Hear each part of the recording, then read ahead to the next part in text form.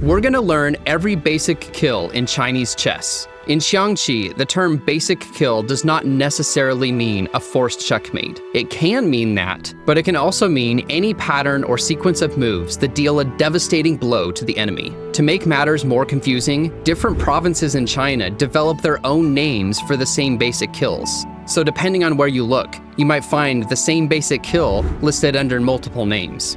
In this video, we'll look at a total of 53 basic kills. The first 25 form the core of the Xiangqi literature.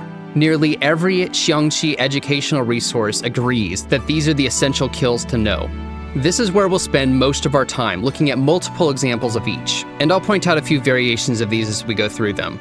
After that, we'll look at basic kills that aren't cited as frequently. These are sometimes niche patterns that developed a name, or minor variants of the main kills. This is part 2 of the Fundamentals of Xiangqi course, and it covers material for student level 3. To get started, let's look at the chariot basic kills. The first basic kill that we'll take a look at is known as the double Chariots Checkmate. And this works exactly the same as a ladder mate in Western chess. In Western chess, you can use 2 rooks to walk a king backwards, eventually forcing a checkmate on the back rank. In Chinese chess, the double chariot checkmate works exactly the same way. So let's take a look at this example. So we have here 2 chariots, and we can use those chariots to walk the general forward, producing a checkmate at the front of the palace. So if we move the chariot on file 2 forward 8 spaces, that'll be producing a check on the general. The general can't block with anything, so he has to walk forward 1 space, and then we can produce another check with our 8th file chariot. The general again has to walk forward another space, and we can pull our 2nd file chariot back, producing a checkmate. So R2 plus 8 produces a check. General has to walk forward. R8 plus 5 produces another check. The general can't walk backwards because of our 2nd file chariot, so the general has to walk forward 1 space. And the checkmate is delivered with R2 minus 2. General can't go backwards because of the 8th file chariot, and of course the general can't move side to side to escape the 2nd file chariot. Now, which chariot you start with can matter greatly in your success of using the double chariot checkmate. So in this example, we have our 2 chariots, and we're going to be doing a vertical walking of the general instead of horizontal like we saw in the previous example. And if we choose the chariot on our 6th file to be our starting chariot to produce the first check on the general, forcing the general to walk sideways, then we're going to be in some trouble. So let's see what happens. So starting with R6 equals 4. The general can't block with anything and is forced to step to the side. K6 equals 5. Let's bring our 2nd chariot into action. R1 equals 5. The general cannot step to the right, must move to the left. K5 equals 4. So let's bring in our chariot for the kill. R4 equals 6. And this is not checkmate, because the general has a cannon that can now jump over the general and take out our chariot. Now it's not going to be so easy to win. The opponent has 2 chariots at their disposal, and they can easily come in and checkmate us in return. So let's return to the start and think this through a little more carefully. We know that Black's 4th file is being protected by this cannon. So our final checkmate must not end on the 4th file. So what we need to do is walk the general into exactly the position it currently is, forcing the checkmate on file 4. So let's try. R1 equals 4. General has to step to the left. K6 equals 5. And here we have another choice. We can move our 6th file chariot, producing the check, but this forces the general back over to the 6th file, which is going to be problematic for checkmating because of that cannon. But if we move R4 equals 5, that produces, again, a check on the general. General has to move to the right, allowing us to swoop in for the checkmate on file 4. R6 equals 4, checkmate. Again, this is checkmate because the general is under attack, can't step backward to escape it, can't step sideways because of our other chariot, and there's nothing that can block. Here's another example of a double chariot checkmate, where the order of the chariots matters. So if we start with the chariot on the right, we're going to have some troubles checkmating the opponent. R2 plus 2, general has to walk forward, can't block with anything. R8 plus 2 comes in for the 2nd check. General can't step backwards because of our 2nd file chariot. K6 plus 1, pull our other chariot back, R2 minus 2. And this, unfortunately, is not checkmate because the opponent has a horse protecting this square. And after a couple trades, we'll end up getting checkmated ourselves. So back to the beginning, we have to checkmate our general on the back rank. We can't walk the general forward 2 spaces and produce our checkmate here because of the opponent's horse. So let's start with our 8th file chariot. General has to walk forward. And here, again, we have a choice on which chariot to move first.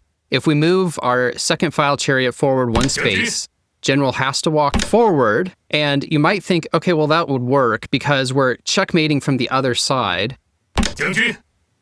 However, the opponent has this elephant that can block, and now it's not so easy to checkmate. So again, back to our choices. The safest option is R8 -1, which leaves our 2nd file chariot blocking this row, forcing the king to step back 1 space. R8 -1, K6 -1, and now we can go in for the checkmate with R2 +2. And again, this is checkmate because we're attacking the general, and the entire escape path is blocked by our 8th file chariot. So when you're playing Xiangqi and you see a double chariot checkmate in your line of sight, you have to be very careful about the order of the chariots that you move and calculate it all out so that your final checkmate is actually a checkmate and doesn't have an escape for the opponent. Let's look at another variant of the double chariot checkmate. And in this example, it's not as clear as it was before. First of all, we have this advisor in the way. Secondly, the opponent has some pieces which are conveniently lined up to block an attack on one of the files. But fortunately, it's red's turn to move. So this advisor is not actually a problem for us. And the reason is because we have our chariots lined up so that we can take out this advisor and the opponent's general cannot take us back. So R5 +1 produces a check, general can't take us back and must sidestep it. Now, of course, they're going to want to sidestep onto file 4, which has some of their protections to delay the inevitable checkmate.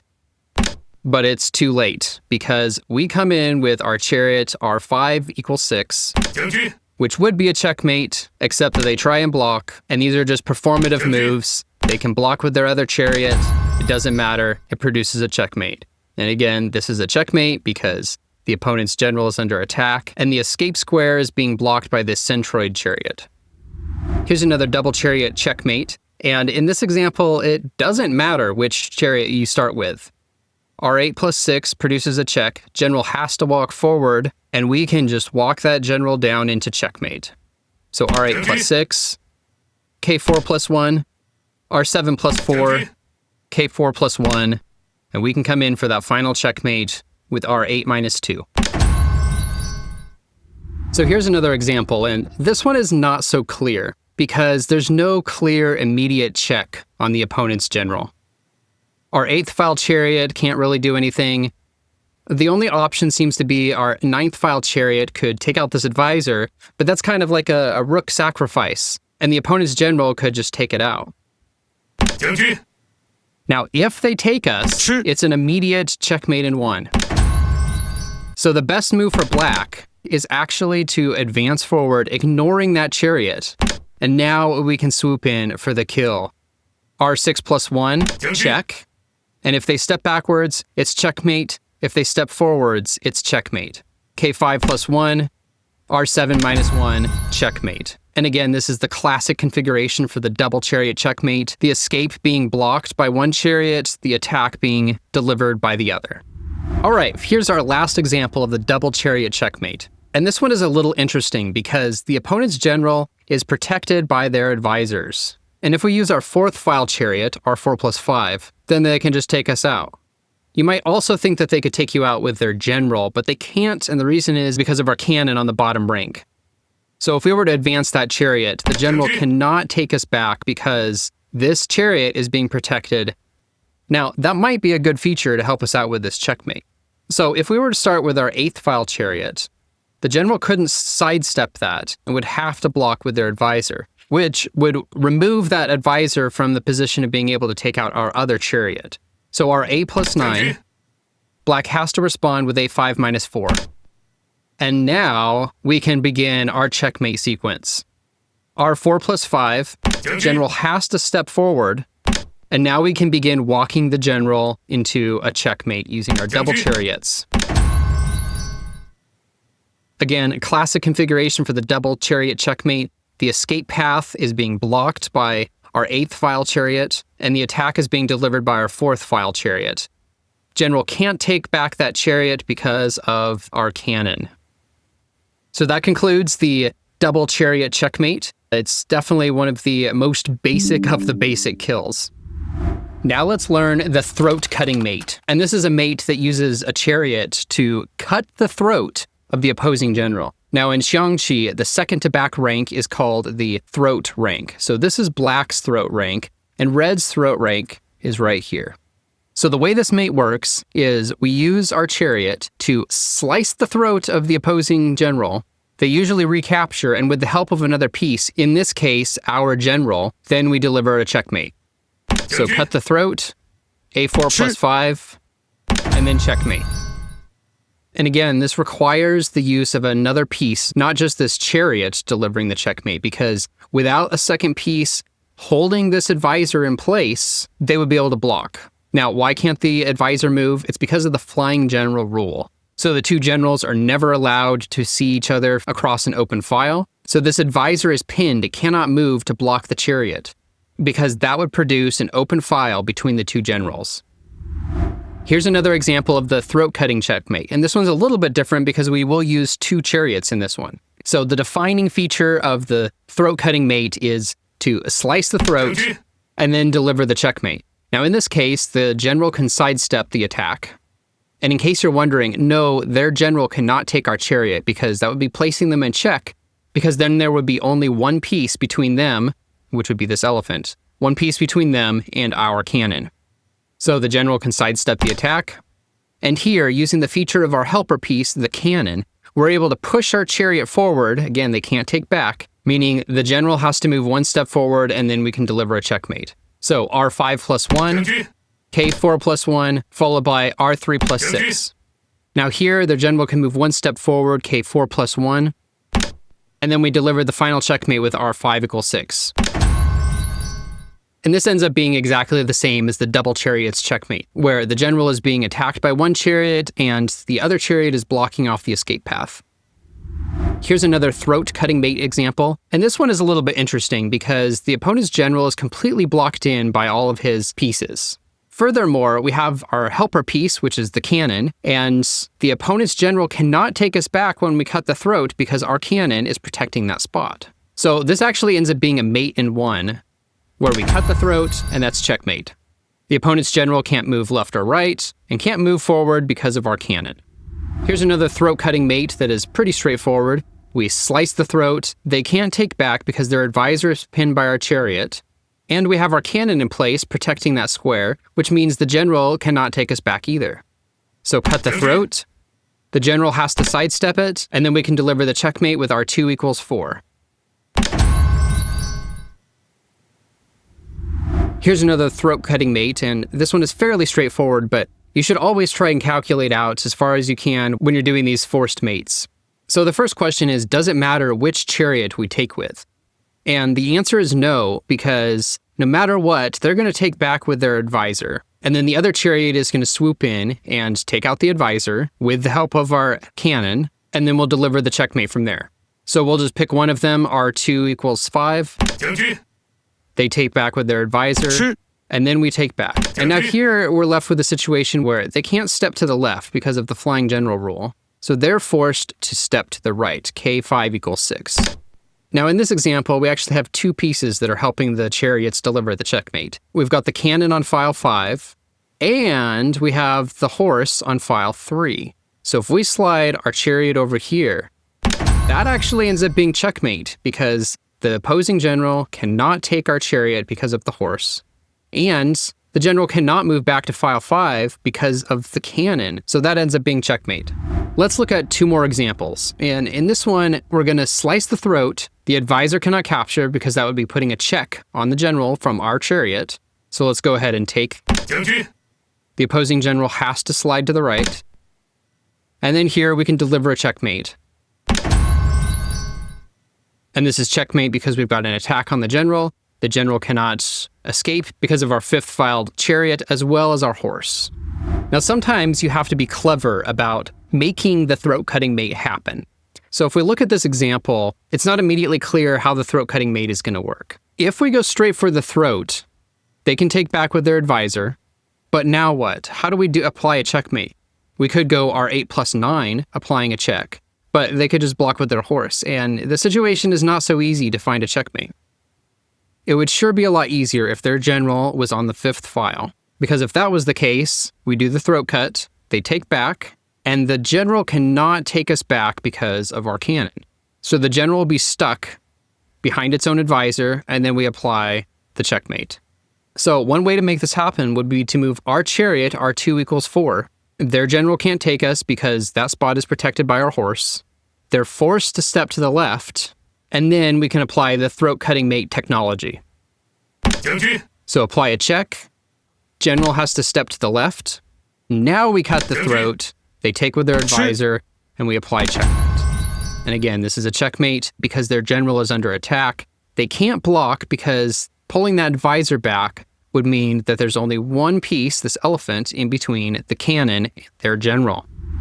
Now, a minor variant of the throat-cutting checkmate, known as the small throat-cutting checkmate, occurs when you use a soldier or a pawn instead of a chariot to cut the throat. So in this case, we have 2 pawns that could theoretically cut the throat. One of them will lead to a direct checkmate, though. Let's look at this pawn first. So if p4 equals 5, the general can just sidestep that, and that's not going to be a checkmate for us. But if p6 equals 5, they can't take back because both this elephant and advisor are pinned by this cannon. The general can't sidestep it because we have a pawn on file 4, so that ends up being a checkmate. So again, this is known as the small throat-cutting checkmate. Now let's look at the double chariots threatening the advisor, also sometimes known as the 2 E-Eye or 2 elephant eye checkmate. And the reason it's called that is because if you move your chariot into position where you have 2 chariots on either side of the advisor, or at least 2 chariots in these locations are known as the elephant eyes, here's the elephants, then pretty much any sequence of moves that produces a checkmate after that is known as a double chariot threatening the advisor. So here's how this works. Black just made a move with their cannon, trying to block one of the checkmates with our chariots. If we were to do R4 equals 5, that would actually be a checkmate without them moving a cannon, because their general wouldn't be able to move to the right because of the flying general rule, and they'd have no escape to the left because of our chariot. So this checkmate is very much like the throat-cutting checkmate, except that we don't really need a helper because one of our chariots is the helper. So if we cut the throat with this chariot, first of all, their cannon has no effect now because they have to resolve this check, and this attack means nothing at this particular moment. The reason why I say the double chariots threatening the advisor configuration doesn't need a helper is because the 2 chariots are helpers for each other. So the general cannot take our chariot because of our other chariot. In the throat-cutting checkmate, we usually had another piece like a cannon that performed that same function. Now the general has no choice but to move left, and we come in for the checkmate. So again, a standard 2-chariot checkmate. We've got an attack, and we have the escape blocked off. Here's another example of the double chariots threatening the advisor.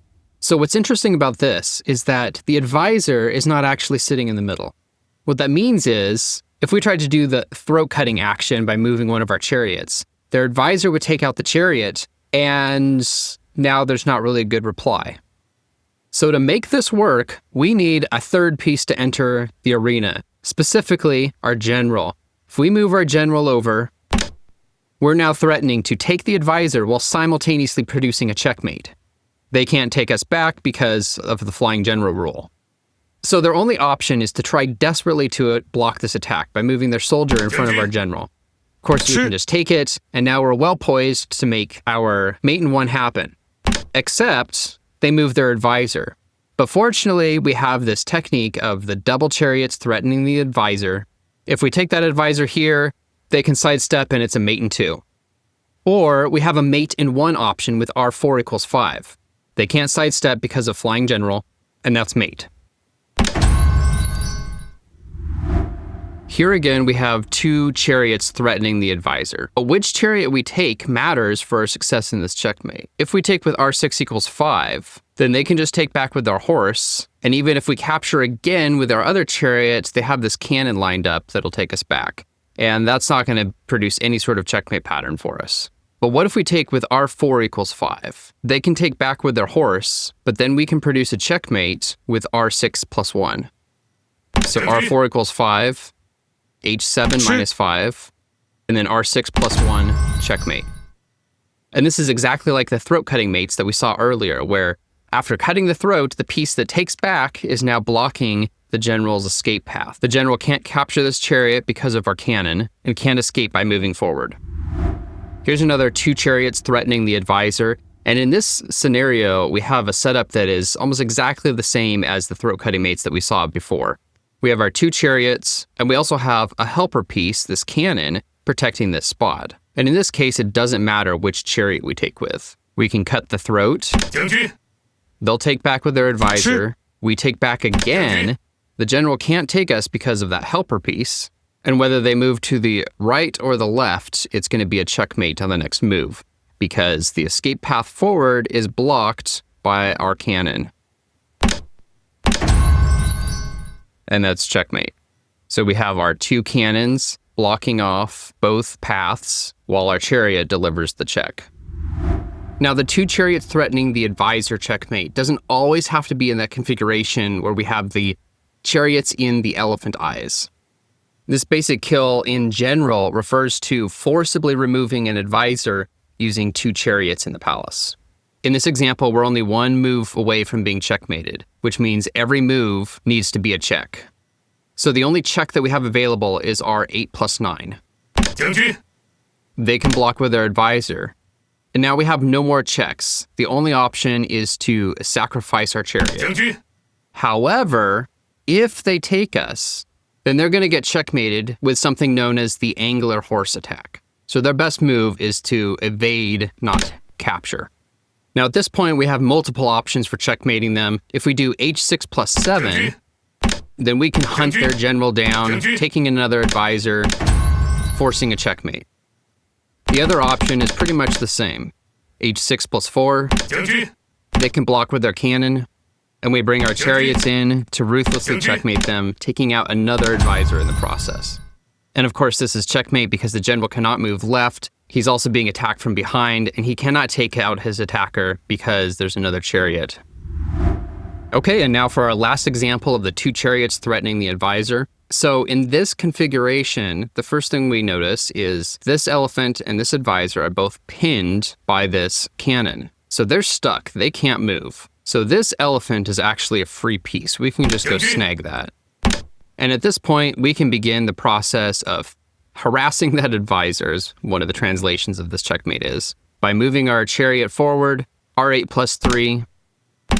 They know it's coming, and we're going to take out that advisor. They're trying to block the checkmate, so let's just come in from the other side. Checkmate. So to summarize the 2 chariots threatening the advisor, the key point is that you use 2 chariots to forcibly capture the advisors in multiple different configurations. Now we're going to learn the moon scooping checkmate. The longer translation is fishing the moon from the bottom of the sea. And it got its name from probably 2 places. First, there's an old Buddhist story about some monkeys, and the monkeys see the reflection of the moon on the surface of some water in a well. And they think that the moon has fallen in. So to rescue the moon, they form a chain of monkeys, or they climb down, and inevitably they end up falling into the water, and I guess it doesn't end too well for the monkeys. But today, it's a popular children's story, and it also forms the basis for the Chinese idiom about scooping the moon from the bottom of the sea. And what that means is something that is done in futility, something where the effort doesn't pay off. Now in Xiangqi, the back rank is often known as the sea bottom, or the bottom of the sea. So this is black's bottom of the sea, and this is red's sea bottom. And in this configuration, the opponent's general is the moon.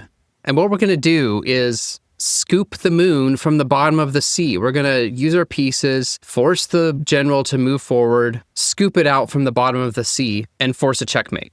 Now, if you look at this configuration, it seems like it would be a draw.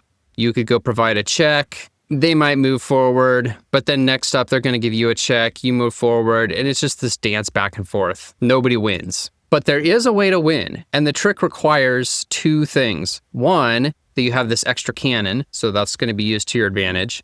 And then two, that you control the fifth file, the center file, because that forces the opponent's king to be on one file without any lateral movement. So the goal here is to get our cannon back behind the opponent's general. So let's move our cannon up there. Now, it doesn't really matter what our opponent does, because next up, we're going to provide a check. And this is going to force their general forward one space, K4 plus 1. And now because we have our chariot and our cannon connected, our cannon is safe and we can move in behind the general. What this does is it attacks the opponent's chariot. And this chariot was previously serving a very important function for the opponent. Because before, if they didn't have that chariot there, we would just swoop in with what's known as a white-faced general, a check from our chariot, and they can't escape because of our general from the flying general rule. So this is really the key move here. Moving our cannon in behind forces them to remove their protecting piece that has thus far protected them from getting checkmated. And as soon as they do, we can come down and prepare to checkmate. Now, if they take our cannon, it doesn't matter, we go in for the checkmate. And if they try to bring their chariot back in, we'll take with our cannon and then we'll checkmate. So they take and checkmate. Again, this is known as the white-faced general checkmate. And in my opinion, this is a good example of why the term basic kill doesn't necessarily mean checkmate. In all honesty, the moon scooping checkmate is really an end game that results in a white-faced general. So the white-faced general that we see here is the true basic kill checkmate, but the moon scooping method of getting there has been given its own status as a basic kill in the literature, and hence why we're talking about it here. Here's another moon scooping example. And in this example, we don't have a cannon, we have a soldier. But the objective is still the same. We want to provide the attack in from behind. Because if we attack from the front, they can come in and capture us and force a draw. So let's move our soldier over. And now it doesn't matter what they do. The next move is mate in 1, because we get essentially the white-faced general, but from behind. And the reason they can't take our chariot is because our soldier is protecting our chariot. Here's another moon scooping example, and this one requires a little more dancing around, and here's why. Suppose we start off by positioning our cannon. We want to bring our cannon in from behind so that we can target this chariot. Here's the problem. We bring our chariot up. The general has to move forward, and we cannot move our chariot out of the way to make room for this cannon to come in. Because if we do, then they will gain control of the central file. Check. We have to move, and now they're in control. And the moon scooping checkmate only works if you have control of the central file. So what we want to do is move our cannon to the other side, taking the long way around, so that we're not blocked by our own chariot when we produce the check. But the problem is, anywhere we move this cannon, their chariot can block it, except for one spot. If we move our cannon onto the same row as our chariot, they cannot block. Now we're blocked by our own piece, but we can come up, produce a check, they have to move forward, and we can push our cannon over to the other side. So let's see how that works. C8 minus 2, we provide the check, they move forward, and now we're on the other side. And after some more dancing around, we can eventually get our cannon behind the moon, scooping the moon out from the bottom of the sea, targeting their chariot. And check. Here's another example of the moon scooping checkmate. And in this example, we have a chariot and a pawn. Now, what we want to do is move the pawn all the way over here and the chariot up here back behind the general, producing the checkmate. And the reason we want to get the pawn here is because otherwise we need to move the enemy general across the center file, potentially giving up control of the center file. So the moon scooping checkmate only works as long as we control the center file. So we really need to move our pawn over to file 7. So let's do that. Now here we have a problem, because if we move our pawn over one more space, the enemy general can just take it, and then that's going to be a draw. Chariot against chariot, that's a draw. So let's force the enemy general to step away by moving our chariot R5 plus 2. Now we can move our pawn over. Let's move over once more. So we need to force the black chariot to come back down and go onto the same file as their general in order to do this attack. And to do that, we're going to threaten the white-faced general. One move, and it's checkmate. So they have to come back down, putting us in a check. We have to walk forwards. Coming back over, R9 equals 4 to protect against that attack. And now we are positioned to checkmate them. And in this case, the engine is programmed to provide checks on our general up to 3 times, which is the maximum allowed, before finally giving up control and deciding to lose the game. And here we can finally checkmate. Here's another moon scooping example. And at first glance, you might think, well, how does this work? Because we don't control the center file. In fact, black does. Black has their chariot on the center file, and we can't move over to take control of that without getting captured or put into check. But in this case, black is in a very precarious situation. Let's look at their possible options. Supposing we just make some move with our chariot. But what could they do in reply to gain even more control and take over? Let's just make some move, and then suppose they decide to move their general. Well, in this case, we can come in and checkmate them. Now, why is this a checkmate? They can't move out of the way of the attack, and their escape path is actually blocked by their own piece. The same thing happens if they try to go the other way. We can come in and checkmate them in one move. They can't take us because of our pawn, and they can't escape because of their chariot. So moving their general any direction is not an option for them. Now, what happens if they move their chariot? Let's say they move their chariot to the right. Well, now they're giving up control of the center. We can come in and take control of the center. Same thing happens if they move their chariot down somewhere. Then we can do a nasty attack on them, forcing their general to move to the right, and then we give them a check, and then we will come in and take their chariot. So let's see what that would look like. They move down. We give a check, they're forced to move to the right, and now we perform what's known as a skewer attack. Attacking the chariot through the general. The general has to move to the left, allowing us to capture, and now we're definitely winning, just a couple moves away from checkmate. The only other option is they might be able to give us a check, forcing us to move to the left. But now we're in a position to checkmate them. They wouldn't be able to escape because of the flying general. So they would have to move back, and they're in the same exact situation that they were. So in this situation, all we need to do is just play a waiting move and let them make one of those moves that is going to allow them to lose control. And now we can move in and take control of the center and perform the moon scooping dance. They give up the chariot, and we checkmate. Again, this is a checkmate because they can't escape because of the flying general, and they can't take our chariot because of the pawn. Now, all of these examples so far have been very contrived and clean, textbook definitions of the moon scooping checkmate. In actual practice, it might look a little bit different, and in fact, this basic kill really just refers to scooping the general out by any means possible. It doesn't have to be by using the chariot or the cannon in the exact configurations that we showed previously. So that's why I want to show this example. So this doesn't look like the moon scooping checkmates at all, but if we give a check, they block with the advisor, and here's the key moment. If they take, it's going to be a mate in 1, because they can't escape this way because of our pawn. So their general is forced to move forward. We can now give another check. They move forward again. We give another check with our horse, forcing them to move over into the palace corner, and checkmate. They can't move to the right because of the horse. They can't take the chariot because of the soldier.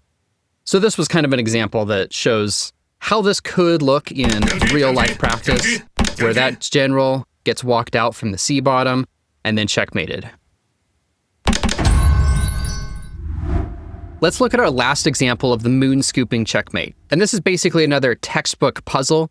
However, it's a little bit mixed up. As you can see, we're not controlling the central file. In fact, black controls the central file with their chariot. If we give a check with our chariot this way, their general will just move to the left. And then we're really in trouble because there's no way we can move our cannon out to try and go around the backside, which is the whole point of the moon scooping checkmate, without black gaining full control by having their general and their chariot on the central file. And then we're not walking away with a win. But if we advance our chariot, R2+7, their general is forced to move down. And here, there's actually a clever way to force their chariot to move off of the central file. And it has to do with blocking their general into a corner so that they can't move. So first off, we have to come to the central file. We need to do that anyway, because otherwise our cannon is being threatened. Now, black doesn't have very many options. If they move their chariot off the central file, they give up control and are sure to lose. If they move down here, they're going to lose their chariot. And of course, they can't take the cannon because then that's a loss for them as well. So their only real option that doesn't do any immediate damage is moving their general one step forward again. But here's how we can force their chariot off the central file. By advancing our chariot one step forward, now it's their turn. They cannot move their general at all. Again, this is not an option, this is not an option, and the only option is to move off of the central file. They're forced to do so. And now, at this point, we're almost done untangling this kind of backwards moon scooping checkmate. We just need to get our general onto the central file. So let's move our cannon over. Get positioned to come in from behind. Take full control of the central file. And now let's prepare for the checkmate. So here we're threatening the white-faced general. They have to block. And now we can bring our cannon in. And at this point, the game is completely lost for black. They can't move aside, otherwise they get checkmated. And they can't stay, otherwise they lose their chariot. In this case, black decides to stay, loses its chariot, and it's a routine white-faced general checkmate from there. So that concludes the moon scooping checkmate, and this is honestly one of the most confusing basic kills of them all. It's going to get easier from here. In fact, the official course from Xiangqi that we're following here has an online forum, and the number one complaint about that course is from people saying that the moon scooping checkmates are too hard, they can't solve them, they can't figure it out. So if you feel that way, don't worry, you're not alone. It takes a lot of practice. That concludes all the major basic kills where the chariot is the key piece. Next up, let's learn the horse basic kills. The first one we're going to look at is single horse captures the king. In Western chess, this situation is a draw. It's impossible to checkmate your opponent with a lone knight and king. And that's because if you attempt to do so, you're going to end up with a stalemate. But in Xiangqi, a stalemate is a checkmate. And that's how you're going to win using a single horse against the opponent. So in this example, if we move our horse h7+8, we're going to be targeting the throat rank on the palace. The enemy general has to move either forward or back. And now this is where it would be a stalemate in Western chess. Their general can't move forward because of our horse, and they can't move to the side because of the flying general. So if we just move our general forward one space, that's a checkmate because the opponent has no valid moves for response. So again, in Xiangqi, a stalemate is a checkmate, and that is the way you win using a single horse. Here's another example. h3+2 would again be targeting the throat rank. The opponent has to move to one side or the other, and then they're going to be stuck there. So h2+3, they move back, and then we take what's known as a leisurely stroll. We'll get to that later. The opponent has no valid moves. They're stuck, and that's checkmate. Now, you don't have to target only the throat rank on the enemy palace. In this example, our horse is already lined up there. The general can't move forward, they can't move to the side. So if we just take a step backwards, that's checkmate. But we can also checkmate with a single horse in a different configuration. h3+2 means they have to move forward, and now they're stuck on the throat rank. They're stuck in the middle of the palace because our horse has them trapped on either side. And now we could checkmate them. Again, this is a checkmate because they cannot move to the left because of the flying general, can't move back or forward because of our horse. Here's another example of a single horse capturing the king. And you might think this is going to take several moves to maneuver around and get in position where we're able to block in the enemy general. But there's another way to do it. Putting our horse on the opposite diagonal of the enemy general means that they're going to be immediately trapped. They're not going to be able to move back or to the right. And in Xiangqi, that configuration is a checkmate. And here we don't have to rely on a flying general. Our general isn't even on that center file anyway, because the horse is doing all the work. Now, sometimes, maybe I should say often when using this method in real life, you do have to maneuver around quite a bit. In this situation, the opponent is camped out in the middle of the palace, so they've got quite a few options for where they can move. And we want to get them cornered with our horse. So if we do h2 plus 3, then that's going to be trapping them on either side. And on their next move, they can't move left because of the flying general, and they're going to have to step to the right. So h2 plus 3, k5 equals 6, and now we can step in to start trapping them even further, taking control of the center file. And then let's just maneuver our horse around until we're targeting that throat rank. They're going to have to sidestep it, and now it's checkmate. They can't move to the left because of a flying general. They can't move back because of our horse. They're stuck. So that's the single horse captures the king basic kill. Let's learn the elbow horse attack. Now, another translation for this basic kill is a horse lying in a trough. And the idea is that we place our horse on the elbow position. And the elbow position is on the throat rank, right in front of the enemy elephants. And on a related note, files 7 and 3 from Red's perspective are known as the elbow files. So if we place our horse on the elbow position, we're now attacking the general and attacking this chariot. And this is a configuration known as a fork. We'll get into this in more depth in a later video. But because it attacks these two positions, the elbow horse is known as one of the most important positions in all of Xiangqi. And supposedly in ancient times, if your enemy was able to move in close to your palace and build stables and put their horses there, that's not a good sign. You're in deep trouble. And sure enough, the enemy general is in trouble because they only have one option, which is to move forward, because previously they were under attack. And now this horse is doing more than just attacking. It's actually cradling the enemy general in a trap, and all we need to do is move another piece in for the kill. Checkmate. It's checkmate because they're under attack and their escape paths are blocked. Here's an example of the elbow horse attack. And the first thing to notice is our horse is not on the elbow position. Remember, the elbow position is right in front of where the enemy elephants usually sit, on what's known as the elbow file. Now, the fastest way to get to the elbow position is to retreat our horse h6 minus 8, and then we're able to jump h8 plus 7. Now, conveniently, when we move our horse, the enemy general is now under attack. This is a discovered attack from our chariot. They could either block or move their general. In this case, they're going to move their general. And now we can position our horse h8 plus 7 for the elbow horse attack. And it's checkmate because the enemy's escape paths are completely blocked off while our horse provides the attack. Here's a very standard elbow horse checkmate, and we're going to move our horse into the elbow position. The black general has no choice but to slide left, k5 equals 4, and then we can bring our chariot in for the kill. Now, this is not checkmate because they can block with their advisor. We could take it, but then they have a cannon that would take us back.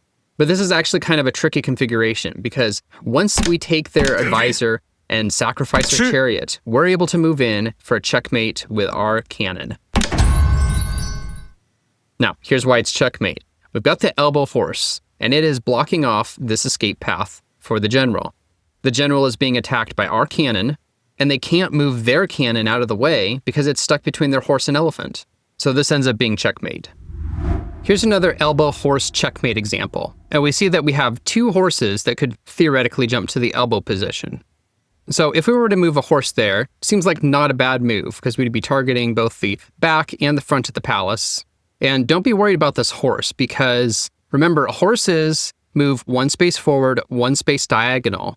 If something is blocking the orthogonal movement of the horse, like this advisor is, then the horse cannot move that direction. So this doesn't seem like such a bad move. However, we always need to look at the puzzle as a whole. And we see that we're one move away from being checkmated. And this is a clue from the puzzle makers that every move we make needs to be a check. And if we don't, we're going to get checkmated ourselves. And actually, this is one of the reasons why just cramming puzzles is only going to get you so far, because eventually you start to pick up on these little clues, these hints. And those types of hints or these contrived situations don't really occur in the wild that much. So you do need to study, you do need to play real games and not just do puzzles. Now with that in mind, what are our options for putting the general in check? We don't have too many choices here. Our horses can't jump to spaces that would directly target the general. But we could move this pawn to the right and activate our cannon. So that puts the general into check. The only option they have is to block with their advisor. But now we have a problem. None of our pieces can apply another check on the general. We would just have to move our pawn back, which is a discovered attack on the general. But other than that, we're stuck. So let's go back. The other option is h4+6. That would activate our cannon, and they wouldn't be able to take with their advisor because that would be retaining one piece between the general and the cannon, which doesn't resolve the check. So let's try that. They take with their general, and now if we move our pawn, the cannon is activated and they have no choice but to move to the right. p7 = 6. They move over. And now they're in firing range of our horse. If we move our horse to the elbow position, we're attacking here and here. The general can't move to the right because of the flying general, and can't move to the left because of our cannon. So that's checkmate. Here's another elbow horse checkmate, and this one is pretty straightforward. If we move our horse to the elbow position, what can black do to respond? Well, because it's a horse attacking, and they don't have any pieces that would move into this spot to block the horse, remember it's one space forward, one space diagonal, they would have to be blocking that perpendicular path in order to block the horse. The general has to move. And because the general is blocked in by his advisors, he has to move to the right. But he can't because of our chariot. So, mate in 1, elbow horse, checkmate. This is our last elbow horse checkmate example, and this one's a little bit interesting. So let's look what happens. Remember, the elbow horse position is on the throat rank right in front of the elephant. If we move our horse to that position, we will be attacking the general. And in that case, how could they respond? Well, the general can't move because he's stuck in behind all of his pieces. So that seems like it should be a checkmate. We put the general in check, but wait, it's not a checkmate. They can actually block. Remember, horses move one step forward and one step diagonal. And unlike Western chess, horses can be blocked. If you block that perpendicular path, the horse cannot attack. So in this case, they could block with their cannon. And you might think, well, let's just take with our chariot. That's a free cannon. We're going to be winning. But if we take that cannon, we forget that our opponent is all geared up to easily checkmate us. So let's go back and rethink this. So it seems like this cannon is kind of a problematic piece for our elbow horse attack. So this seems a little out there, but what if we sacrifice our chariot and just take out that cannon? Now they can't take back with the general because our horse is protecting that chariot. So they're going to take back with their advisor. And now we're poised for a perfect elbow horse mate.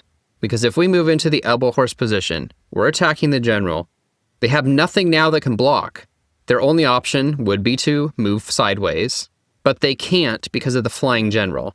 So that is checkmate. Now let's learn the Palcorner Horse Checkmate. And this attack happens when we place a horse on the palace corner. Sometimes in the literature, they'll refer to the rear corners, but usually this attack refers to placing a horse on the front corner. And as you learn the horse checkmates, you'll realize the pattern is the name of the basic kill comes from the location that the horse is on while making the kill. So for example, the elbow horse checkmate happens when we place the horse on the elbow position. If the horse is on the angler position, it's known as an angler horse attack. Same with the high angler. And here, if the horse is on the corner of the enemy palace, it's known as the Palcorner Horse attack. So let's look at this example. If we immediately move our horse to the palace corner, we'll be putting a check on the general. However, it's not going to do us much good because their advisor can just take us out. There's nothing pinning that advisor in place. So our horse is going to get lost in the process. And we're one move away from being checkmated. So somehow we need to get this advisor out of the way. If we were able to get our horse onto the elbow horse position, it would be an elbow horse checkmate. The general wouldn't be able to escape because of the flying general. But it's just going to take too many moves to make that happen. Now, the horse is currently located on what's known as the Golden Hooked Horse location, which is this spot right here, which targets both the front and the rear of the enemy palace. So if we were to attack with R9 equals 6, their general couldn't capture us back because of our horse. And because they would have no way of escaping the chariot, they would have to capture with the advisor. So let's do that. They capture back. And now we'll see the Palcorner Horse in action. Checkmate. Now, why is this checkmate? Well, we didn't talk about it, but the general's escapes are completely blocked off by this cannon and the flying general. So with their general completely trapped, we provide an attack with our horse from the Palcorner. This is a classic Palcorner checkmate. Here's another Palcorner Horse checkmate, and this one is a little bit tricky. So we have our Palcorners here, and we could move our horse to one of those locations, except that horses in Xiangqi can be blocked. As a reminder, the horse moves 1 space forward, 1 space diagonal. And if something, like this chariot, is blocking that forward path, then the horse cannot advance along that path. So a horse can actually move in quite a few different directions, but in this case, it's blocked, so it cannot move to the Palcorner. To make matters worse, we're 1 move away from being checkmated. So somehow, we've got to move this chariot out of the way. But because we're 1 move away from being checkmated, we can't just move our chariot left and right, because if we don't check the enemy general, then they're just going to checkmate us. And currently, the only possible way to check the enemy general is to take their elephant. And this is actually safe to take, because they can't take us back because their elephant is pinned by this cannon. As a reminder, a cannon will pin 2 pieces between the enemy general, because if one of those pieces were to step out of the way, then there would be only 1 piece remaining for the cannon to jump over, putting the general into check. So they're now being attacked by our chariot. They can't step forward to escape it. Their only option is to block with one of their advisors. They can't block with their 4th file advisor because it's pinned, so their only option is A6 plus 5. Now, pins are a powerful way to control your opponent's pieces. In this case, we're now pinning their advisor. Their advisor cannot move any direction because that would be opening it up to an attack from our chariot. So now we're free to come in for the Palcorner Horse. This places a check on the general, and their only option is to sidestep it. So we're really close to a checkmate here. If we were able to get our chariot here, and we actually have so much firepower against this general, it does not matter if we sacrifice pieces to open things up to come in for a checkmate. And we've seen this position before. The horse is on the opposite diagonal from the general, which means that the horse alone is completely trapping the general, and any attack on the general in this configuration is going to be a checkmate. In this case, our chariot, and the chariot cannot be taken back because it's protected by the horse.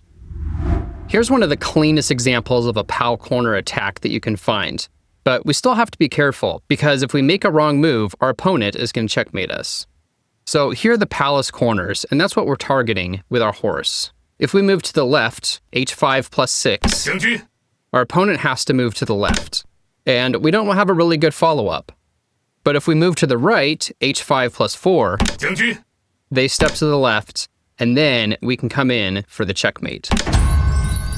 And this is checkmate because they're under attack. Their only escape option would be to move to the right, but that space is being blocked by our horse. Here's another example of the Palcorner Horse Checkmate. If we move our horse to the Palcorner, you might think they could capture our horse with the advisor, but both their advisor and their chariot are pinned by our cannon. If either of those move out of the way, then their general will be put in check by our cannon. So our horse is actually safe to step here. We're now targeting their general, and they don't have any way to block. They have to move out of the way. So how do we go in for the kill? Our chariot doesn't seem like it's going to be much help, but our cannon might. And the cannon is especially relevant here, because if we slide our cannon to the right, it not only places an attack on their general, but it prevents them from killing our horse. Because while their general is under attack, they have to resolve that threat. And just trading one piece for another in front of the cannon doesn't remove that threat of the cannon. Now it's checkmate because their escape is blocked by our horse, and they're under attack from our cannon. Here's another example where the path to the palace corner is blocked, and it's blocked by our own cannon. So 1 space forward, 1 space diagonal, this cannon is in the way, our horse can't jump over it. So to solve this palace corner attack, we're going to have to move our cannon somewhere. But first, let's look at the situation. The enemy is currently lined up to checkmate us a million different ways. So that's our clue from the puzzle makers that every move must be a check. So what are the options for providing a check? We could attempt some sort of throat-cutting technique. But after they take our chariot, we don't have a way to check them. Our cannon can't provide a check. It could pin these pieces, but that doesn't help because we're going to be checkmated on the next turn. We could take out this elephant, sacrificing our chariot, and then we could check them, but they're just going to take us back, and there's no way we're going to produce a checkmate with a single horse remaining against their army of pawns. Now remember, I said the problem with this situation is that the path to the palace corner is blocked by our cannon. So we have to move the cannon, and the only check that it can make is c7 plus 3. Check. At first glance, it doesn't seem like a good move because they're going to eat us with their elephant.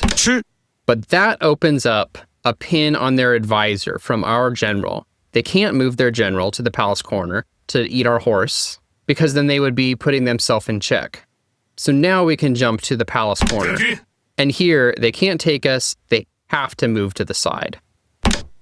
And this is where we can come in for the checkmate. Both of their escape paths are being blocked. So we just need to attack the general in a way that isn't going to get our attacking piece captured or blocked. For example, if we move our chariot here, they're just going to take us. And that's not checkmate. That would be a checkmate if they didn't have a chariot here. But the safe spot for our chariot is right here on file 4, which is protected by our horse. Checkmate. Their escape is being blocked by the Palcorner Horse, and they're under attack. They can't take back because of our horse. Here's a Palcorner Horse example where our horse is blocked from going to the palace corner. So if we want our horse to reach this corner, we're going to have to take multiple steps to get there.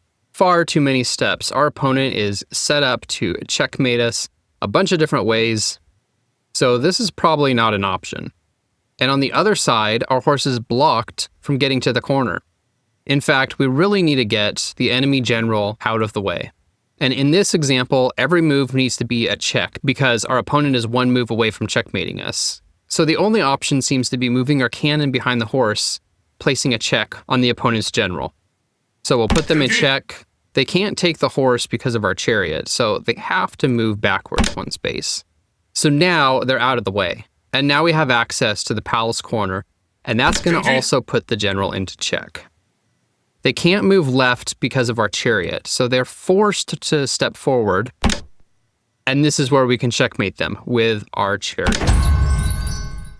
They're blocked here by their own piece. They can't move back because of our Palcorner Horse, and they're being attacked by our chariot. So this is checkmate. Here's our final example of a Palcorner Horse attack. It would take way too many steps to make it to this corner, but we might be able to make it to the right-hand corner if we take 2 steps. But we have to be careful because each move needs to be a check. So if we moved h3 plus 2, we wouldn't actually be putting a check on the general because we'd be blocked by our chariot. So that chariot needs to move. The first option looks tempting. Move to the left. We're protected by our horse. They have to slide to the left. But now we have no way to place a check on them using our horse. We'd have to give up our chariot. Maybe we could check them again. But at this point, we're out of options and we're going to lose the game. So again, we've got to move our chariot if we want to get our horse to the palace corner while also placing a check on the enemy general. So sacrificing our chariot is going to be the only option. They're going to take with their elephant, and now we can go h3 plus 2. They sidestep the attack, and now begins a very clever song and dance to checkmate the enemy general. We have a couple options for giving a check. We can go straight to the palace corner, but they're going to take with their advisor. There's nothing pinning it in place. So if we move our cannon and put them in check, then they have to block, and now both of these pieces are pinned. And here comes the decisive move, the Palcorner Horse. Puts them in check, they have to move to the side, and now the horse is blocking their escape path for when we move our cannon in to provide the checkmate. They're being attacked by our cannon, can't go here, checkmate. So that concludes the Palcorner Horse basic kills. And as you may have noticed, there isn't really a single tactic or formula for a lot of the horse basic kills. It's not like the throat-cutting mate, which is pretty much a standard formula of sacrificing a chariot to cut the advisor in front of the general. In the basic kills where the horse is the key piece, it's just a matter of where the horse is attacking from. In this case, attacking from the Palcorner. And the whole configuration of the board could be completely different from example to example. So there isn't really a standard formula for producing the checkmate. There's some common patterns like this horse cannon configuration. And the same thing with the other basic kills. The elbow horse is just attacking from this location, and the actual mechanism of producing the checkmate can look different from example to example. So it's not a set formula, it's a location from which you're attacking. Let's learn the angler horse basic kill. And just like most of the other basic kills where the horse plays a key role, you can identify an angler horse killing method simply by looking at where the horse is located during the attack. So if the horse is located on the throat rank right in front of the opponent's elephants, then that's known as an elbow horse attack. If it's located on the cannon rank, so these spots right here, then it's known as the angler horse. And if it's one step further, then it's called the high angler horse. So we're looking at the angler horse attack, and we already have a horse sitting in the angler horse position. Again, this is on the cannon rank. The cannons in their starting position are located here and here. So this is black's cannon rank, and red's cannon rank is down here. Now, the angler horse, not an angle horse, but angler as in fishing, or perhaps a more literal translation would be a fishing horse, comes from this idea of a horse sitting out here and he's kind of fishing, casting out a net or casting out a hook. And in some of these basic kills, the angler horse will either trap the opponent's general or cause him to step forward, kind of hooking him and bringing him out. Remember, the back rank here is known as the sea bottom. So we can kind of get an idea for where the visual metaphor comes from. Now, the angler horse attack is especially powerful because not only are we targeting the center of the palace, but we're also targeting a back door, so to speak. So if we were to push a piece back here, trying to come in through that back door, it would be protected by our angler horse. And on top of that, the general's escape path is blocked, so the general wouldn't be able to step forward, and that could result in a checkmate or some other devastating attack. So let's try that. Move our pawn forward, and now the general is under attack because of our cannon. He can't escape it by moving left or right because that cannon is attacking all the way across the back rank. So his only option is to block with the advisor. And now if we take that advisor, our cannon is going to be activated again, attacking the general, and his escape path is blocked by our angler horse. So that results in a checkmate. We have one piece between the general and the cannon, so he's being attacked and his escape path is blocked by our angler horse. And the general can't capture our pawn because our horse is also protecting that back door. Now, just like all the killing methods, we have to be careful and vigilant in calculating out what's going to happen in order to actually checkmate the opponent. So remember, these are the angler horse positions. And moving h5 plus 3 probably isn't going to help too much because we're a little too far away from where the general currently is located. And as usual, our opponent is one step away from checkmating us, so every move needs to be a check. Now, if we move straight for the angler horse position, h5 plus 7, the general has a couple of options. They're now being put in check by our horse. If they move to the right, then it's just a couple moves away from checkmate. They can block with their cannon, we take it, and it's checkmate in the same way that we've seen before. However, if instead they step forward, now we have a problem. We could check them with our chariot, but they can just hide here. Or we could check them with the horse, but we're going to have a hard time chasing them around. And before you know it, we're going to get checkmated ourselves. So back to the starting position. Putting our horse in the angler horse position has this problem where the general is able to effectively escape if they step forward. So before we move into the angler horse position, we should somehow try and block that forward motion with our chariot. Now, the problem is, like I said, we're one move away from being checkmated, so every move needs to be a check. So we have to move our chariot forward, and now they're forced to step in the direction that we didn't want them to. But if they move forward yet again, then they're going to get checkmated right away with our horse. So that's not the best move for them. And in fact, the best move for black is to move backwards k4 - 1. And now we're in position to provide our angler horse attack. Moving our horse to the angler horse position, now they can't step forward because they're blocked by our chariot. They have to move to the right. We can check them with our chariot. They can block with their cannon. And now it's checkmate. They can't take out their attacker because it's being protected by our angler horse. And they can't escape also because of the net that horse is cast into the waters. Here's an example of the angler horse basic kill. And remember, the angler horse position is located on the cannon rank in front of the enemy elephants on what's known as the elbow file. So these two locations here. So this horse is going to have a hard time getting to the angler horse position in any amount of time. So our only option is looking at our fourth file horse. So h4 + 3 puts the general into check. They can't step forward and they can't step to the left because of our seventh file horse. And it doesn't matter which way they move. If they move to the right, they're going to get checkmated with a double cannon. Remember, double cannons can't be blocked, and they of course can't move to the left because of our angler horse.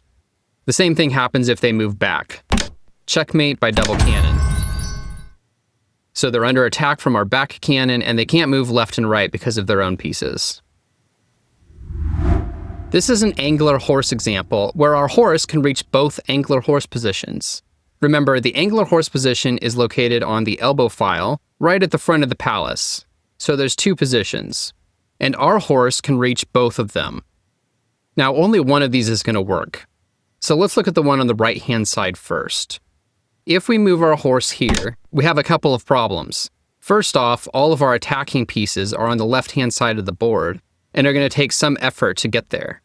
This move is also problematic because it doesn't place the opponent in check, and if we don't check them, they're immediately going to start attacking us. So it'd be much better to target the left-hand side because we have both of our chariots on that side of the board ready to attack the general. Now we can't move there immediately because that doesn't put a check on the general. And currently the only check we have is sacrificing our chariot. The opponent's going to take us back, but now we can come in for a second check. They have to move forward. Our only option is to produce another check. Now, if they move forward, they're going to immediately get checkmated. So their only option is to move back one space. And now we can bring in our angler horse. They can't move forward because of our chariot, so they have to step to the right. And now our chariot moving forward, h8 + 1, produces a checkmate. The general is being attacked, and our angler horse is blocking their escape. This is an angler horse attack that has a couple complications. To start, we're under attack. Our enemy can checkmate us in one move. What that means is that every move we make has to be a check. So we have a couple options. We could move our chariot, r6 = 4, but then they would just take us, and we're going to end up losing this game. And if we think about the angler horse, we'd really like the opponent's general to be on the back rank, because our angler horse is targeting the back rank as well as the center of the palace. And to make that happen, we can move our soldier p2 = 3, because if we look at our chariot, it's currently blocking off the corners of the palace. So the opponent's general could move to the left or could move back. Either way, we could then come in with our angler horse attack, which would for sure block off the center, and they would be forced onto the back rank. So let's go ahead and do that. p2 = 3. They move to the left. We come in with our angler horse. They're now under attack, and because of our chariot, they only have one option, which is to retreat to the back of the palace. Now, we're one move away from checkmate, and maybe it's not so obvious, so let's go through this. Our angler horse is targeting the center of the palace, but it's not targeting the back of the palace because of our pawn. and our chariot is controlling the 6th file, so the opponent's general is currently stuck in place. All we need to do is apply a check to the general in the current configuration without changing anything else, and that'll be checkmate. Well, there aren't any checks available. Our pawn can't get there, our horse can't get there. The only option is our chariot, and this works because we have a 7th file pawn. The black general can't take us back because the pawn is protecting that position. So the general's under attack, he can't escape it by moving to the right, and he can't walk forward because of our angler horse. That is a classic angler horse attack. This is an example of the angler horse that requires a fair bit of maneuvering around. So the angler horse position is right here, and we've got a horse that can jump there in one move. But this is one of those puzzles where we can get checkmated in a single move, so every move we make has to be a check. Currently we have 3 options. We could do a check here, here, or here. Nothing else can actually provide a check. So let's look through these. If we do +R+1, then it kind of looks like we're going to be setting ourselves up for a double chariot checkmate, like this. The advisor can't remove the attacking chariot because it's currently blocking our horse, and if it were to move out of the way, then their general will be put in check. So that would be checkmate. Except that their elephant could have taken us out on the very first move. So, not going to result in a checkmate, and in fact, we're going to lose this position. If we do -R = 4, that seems promising because, again, they can't move their advisor to block because that advisor is currently being pinned by the horse. As soon as they move the advisor, the horse is going to be unblocked, putting them in check. So their only option is to move to the left.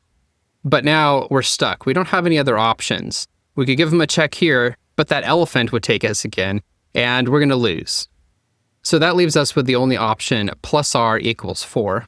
They can take us, and then we can give them a check.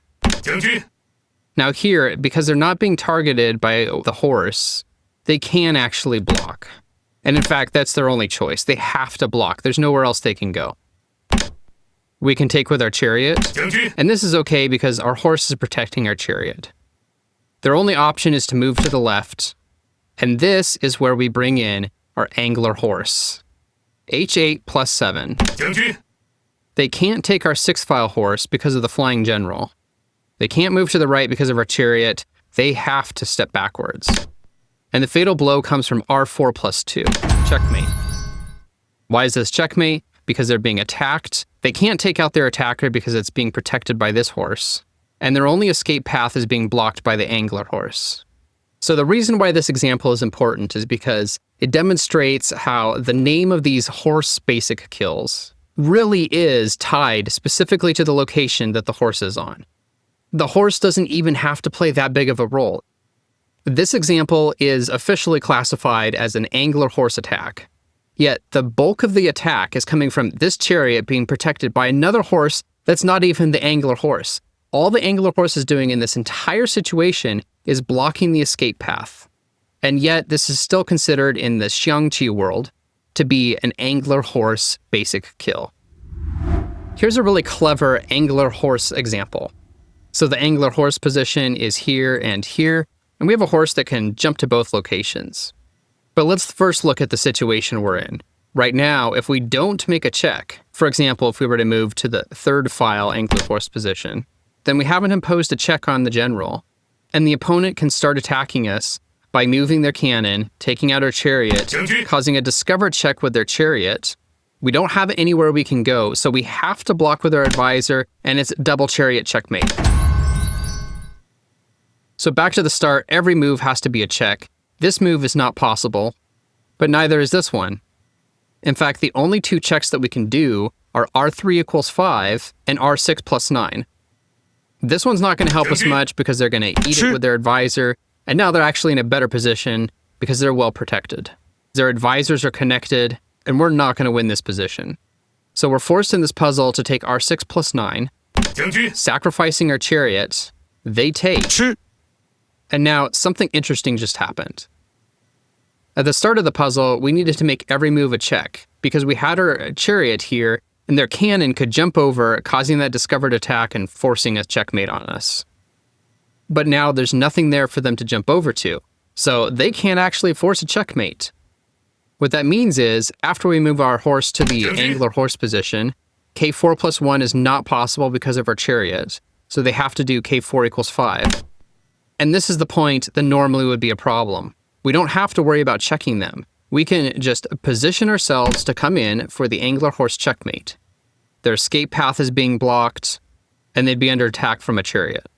Now, Xiangqi engines are programmed when they're put in a spot where it's a forced mate in one to start giving checks, giving up their pieces, doing whatever they need to do to delay the inevitable. And here they're going to prepare to block the attack. So now we can come in for our angular horse checkmate. They block, we take, but it's still checkmate because the angular horse is protecting that back door, guarding the escape, and the general can't run away from the chariot. So that concludes the angular horse basic kills. Now let's learn the high angular horse attack. And as a reminder about the horse basic kills, they're generally named after the location that the horse is on the board. For example, a horse located here or here would be called an elbow horse. The angular horse would sit at these locations, the Palcorner Horse would be here, and the one we're talking about now is the high angular horse located here and here on the pawn rank.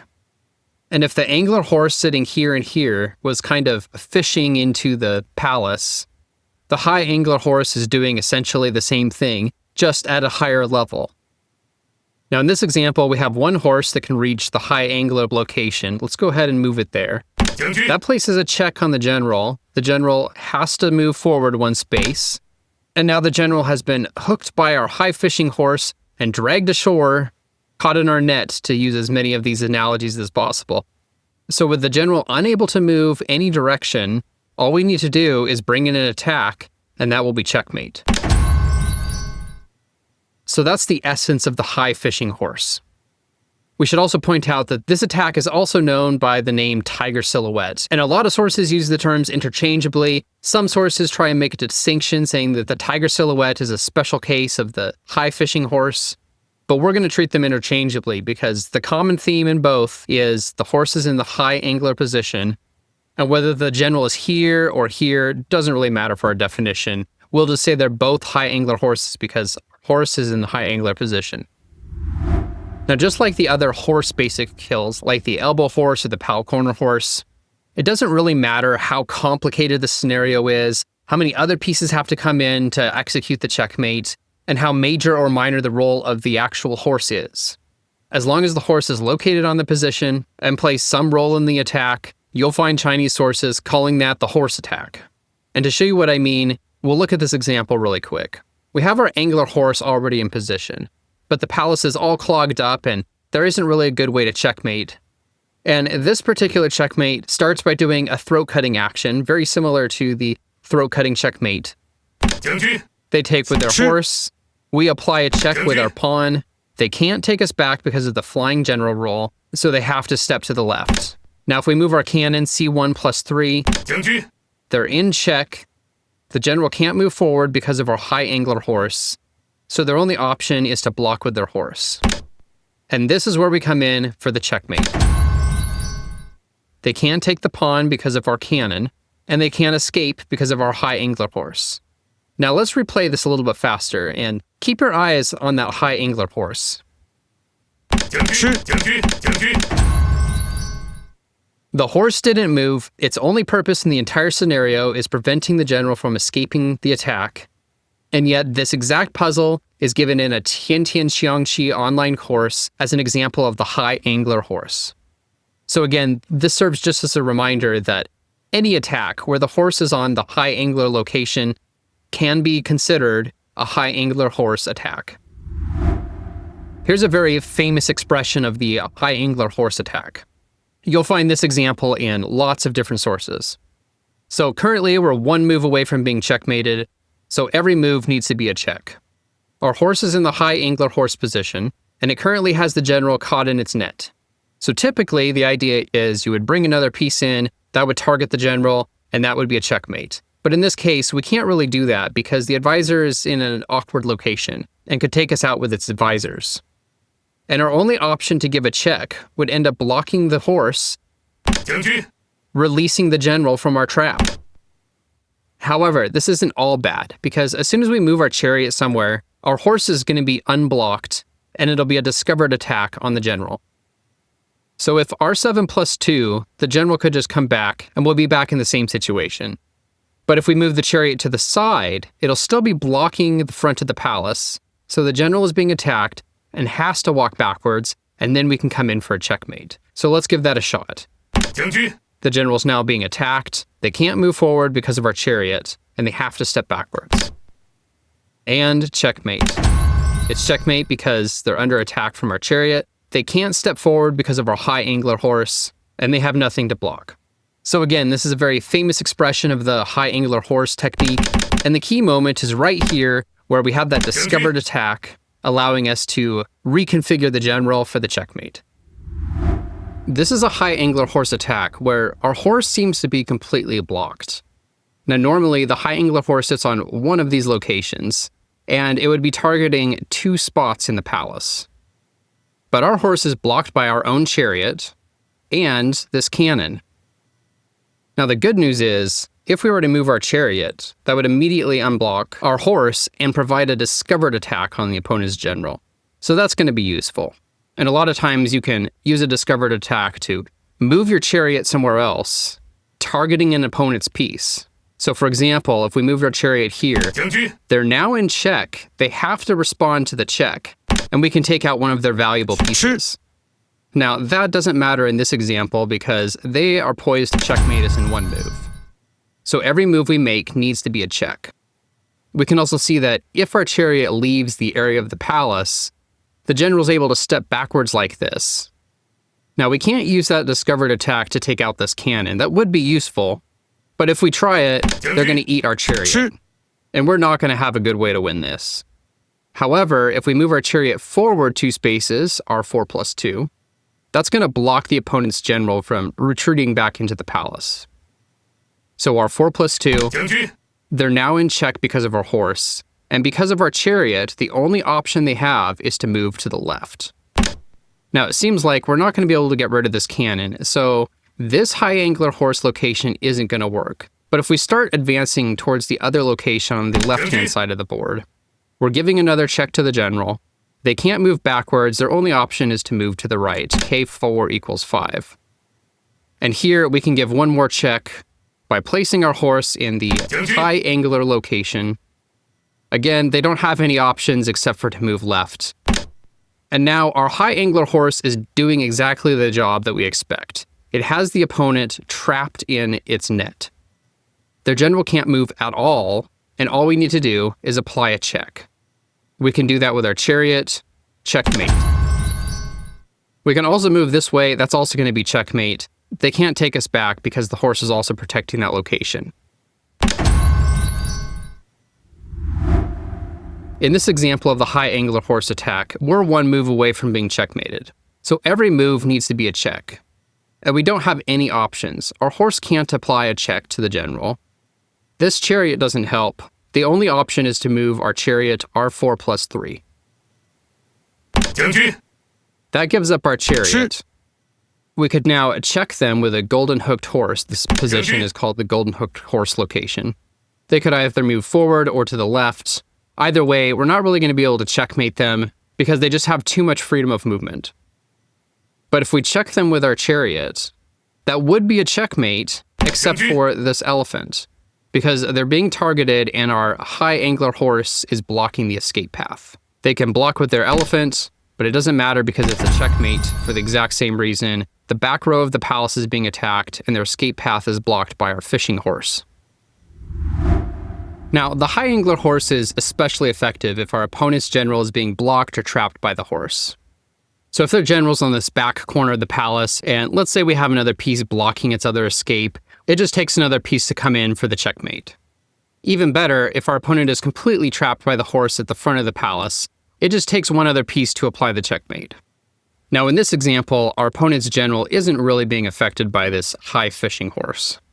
But with the help of this pawn and this chariot, we can force that general to move into a position where the high angler horse has it in its trap, and we can come in for the checkmate. So the horse is completely blocking off any escape for the general and is being attacked by our chariot. For our last example of the high angler horse, let's look at kind of a fun example.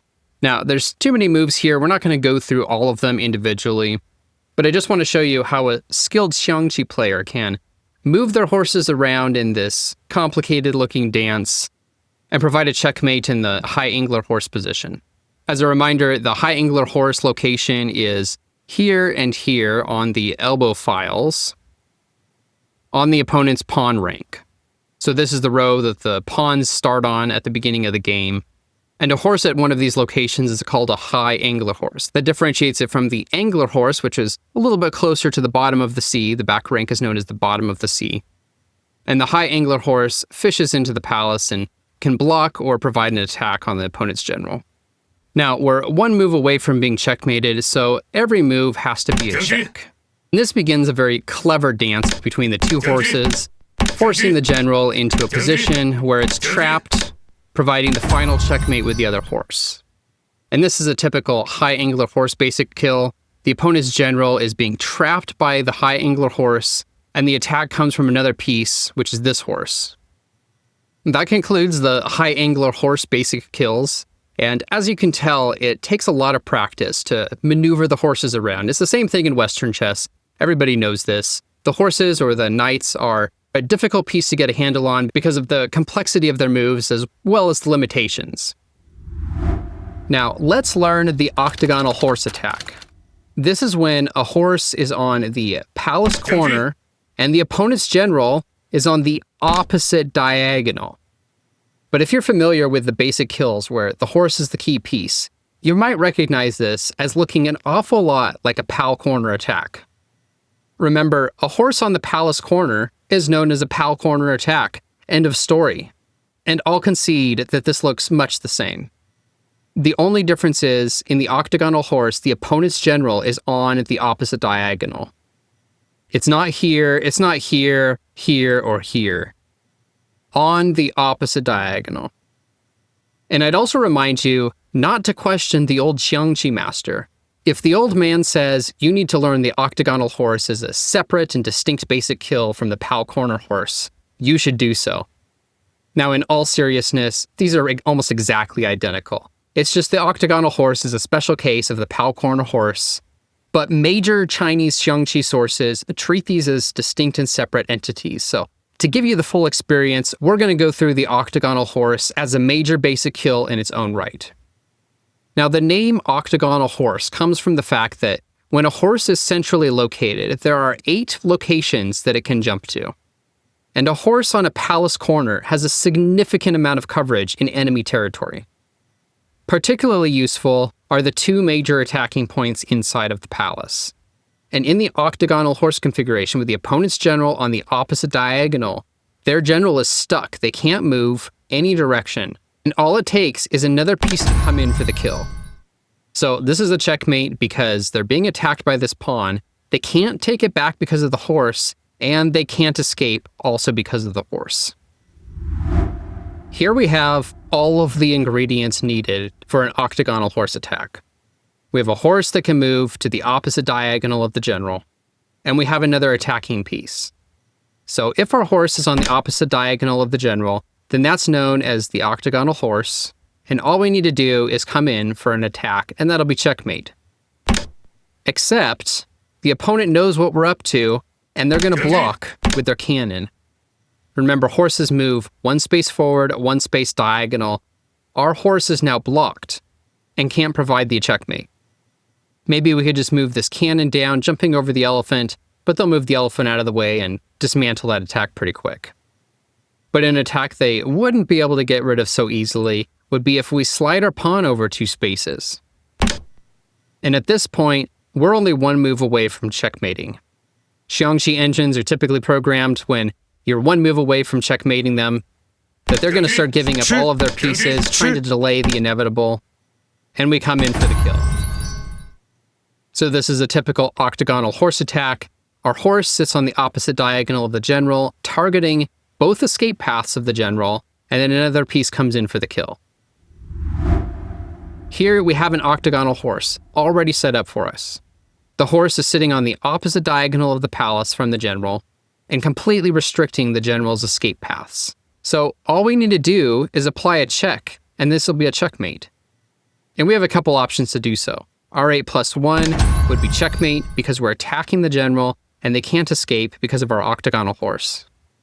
R8 equals 4 would also be a checkmate because, again, we're attacking them.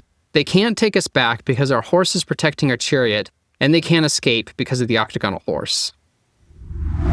Here's an octagonal horse layout, and you can recognize the octagonal horse when there's a horse on the palace corner on the diagonal opposite the enemy general. Now, this already looks an awful lot like checkmate is incoming. We've got 2 chariots just outside the palace and a horse that has significantly infiltrated the palace. If we sacrifice our chariot by taking out this elephant, they have to take us back with the other elephant. If they couldn't, this would be checkmate because they don't have any options for moving. So they take with their elephant, and now we're left with a pure octagonal horse situation. Our horse is targeting both escape paths for the opponent's general, and if we bring our chariot in, that's checkmate.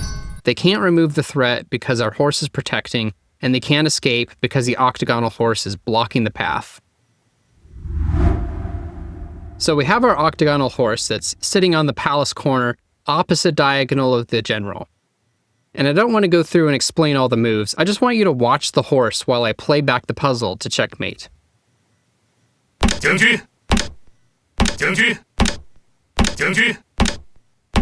Alright, checkmate. So this looks an awful lot like a double chariot checkmate.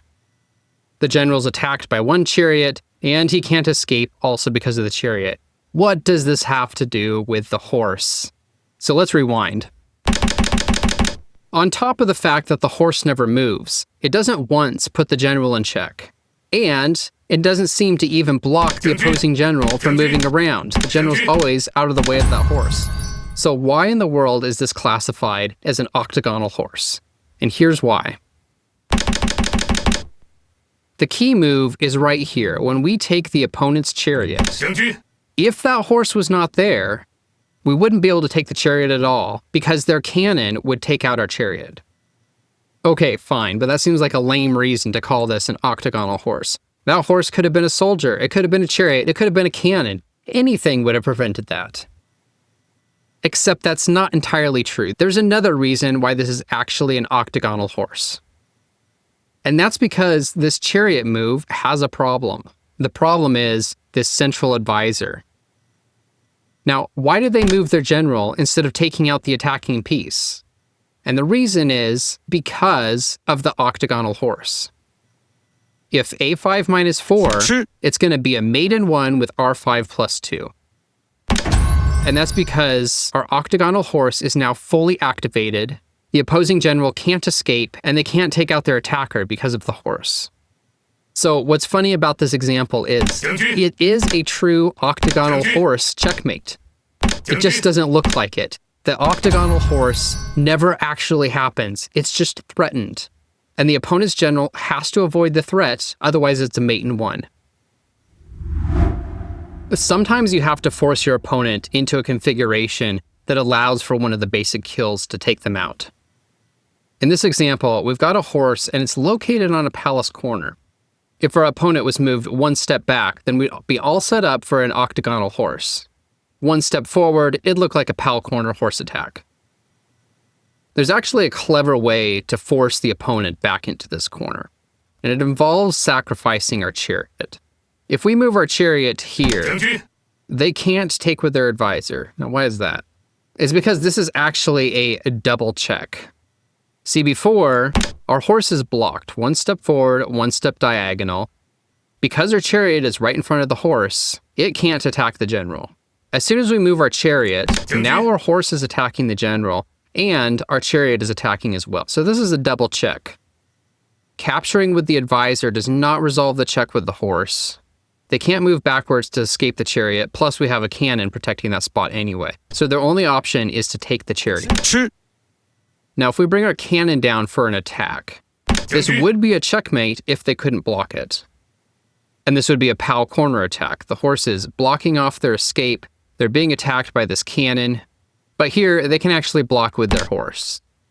And now if we capture their horse with our pawn, they can't take us back because of the cannon. So pawn eats the horse, and their only option is to retreat. And here we're in the same exact situation.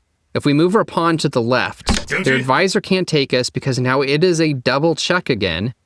The horse is attacking, the pawn is attacking, but this time they can't take the pawn because of the cannon. So their only option is to move backwards. And now we have a perfect octagonal horse setup. The general is perfectly trapped by our horse on the opposite diagonal, and if we bring in this pawn, checkmate. They can't take the pawn because the horse is protecting it, and they can't escape because our horse is targeting the escape path. Let's conclude our look at the octagonal horse with kind of an interesting example. And this one demonstrates that it can still be an octagonal horse attack, even if the final checkmate doesn't look like an octagonal horse. Even if there's no horses left on the board, it could still be considered an octagonal horse if the horse plays a vital role in that position. So here's the octagonal horse position, opposite the diagonal of the black general, and we have two horses that can reach that location. Now if we jump straight to the octagonal horse position, they have a cannon that can take us out. But never fear, because we have another horse that we could jump into that location. Unfortunately, they also have an advisor that can take us. But here, we can checkmate because we have the flying general and they're under attack. This is a white-faced general attack. Now, even though there's no horses left on the board and the octagonal horse location has no horse on it, this is still classified as an octagonal horse attack just because of the vital nature that those horses played in making this happen. So that concludes our look at the octagonal horse.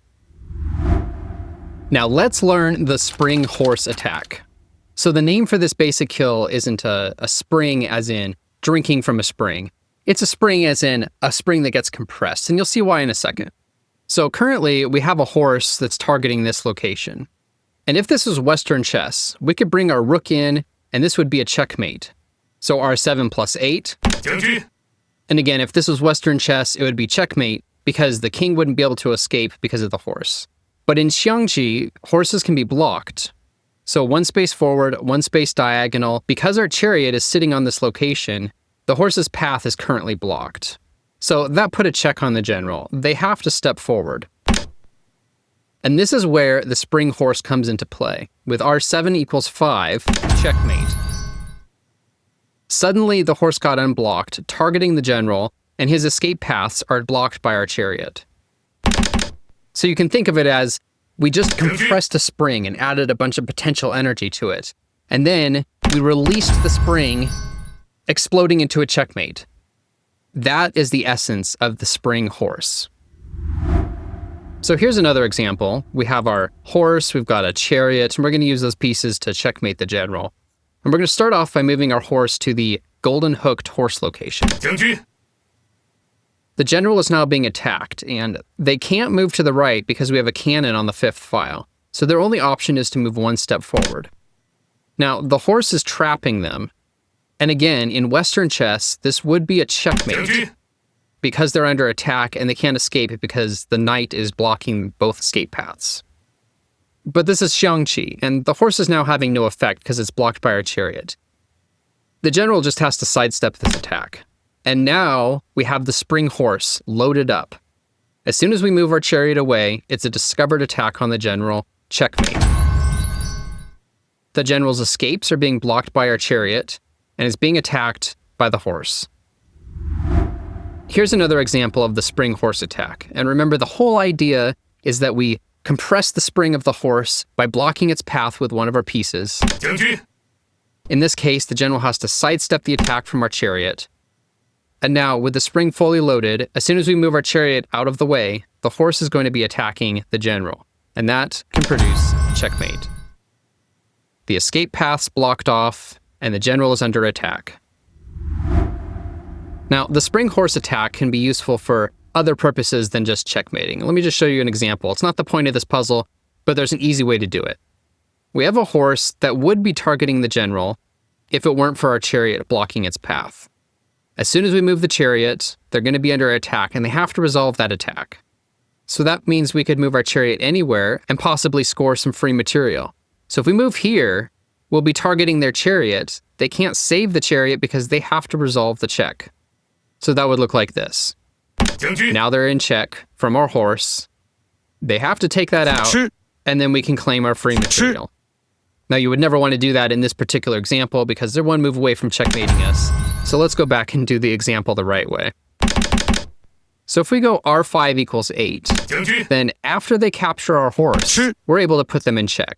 And of course, this is important because, again, they're one move away from checkmating us at all times, so every move we make has to be a check. Now they're being attacked by our chariot, they have to move. The only other check that's not going to cause us to lose a piece is going to be moving our horse to the high angler horse position. That's targeting the general and also targeting the front of the palace. If they move to the right, then it's mate in 2.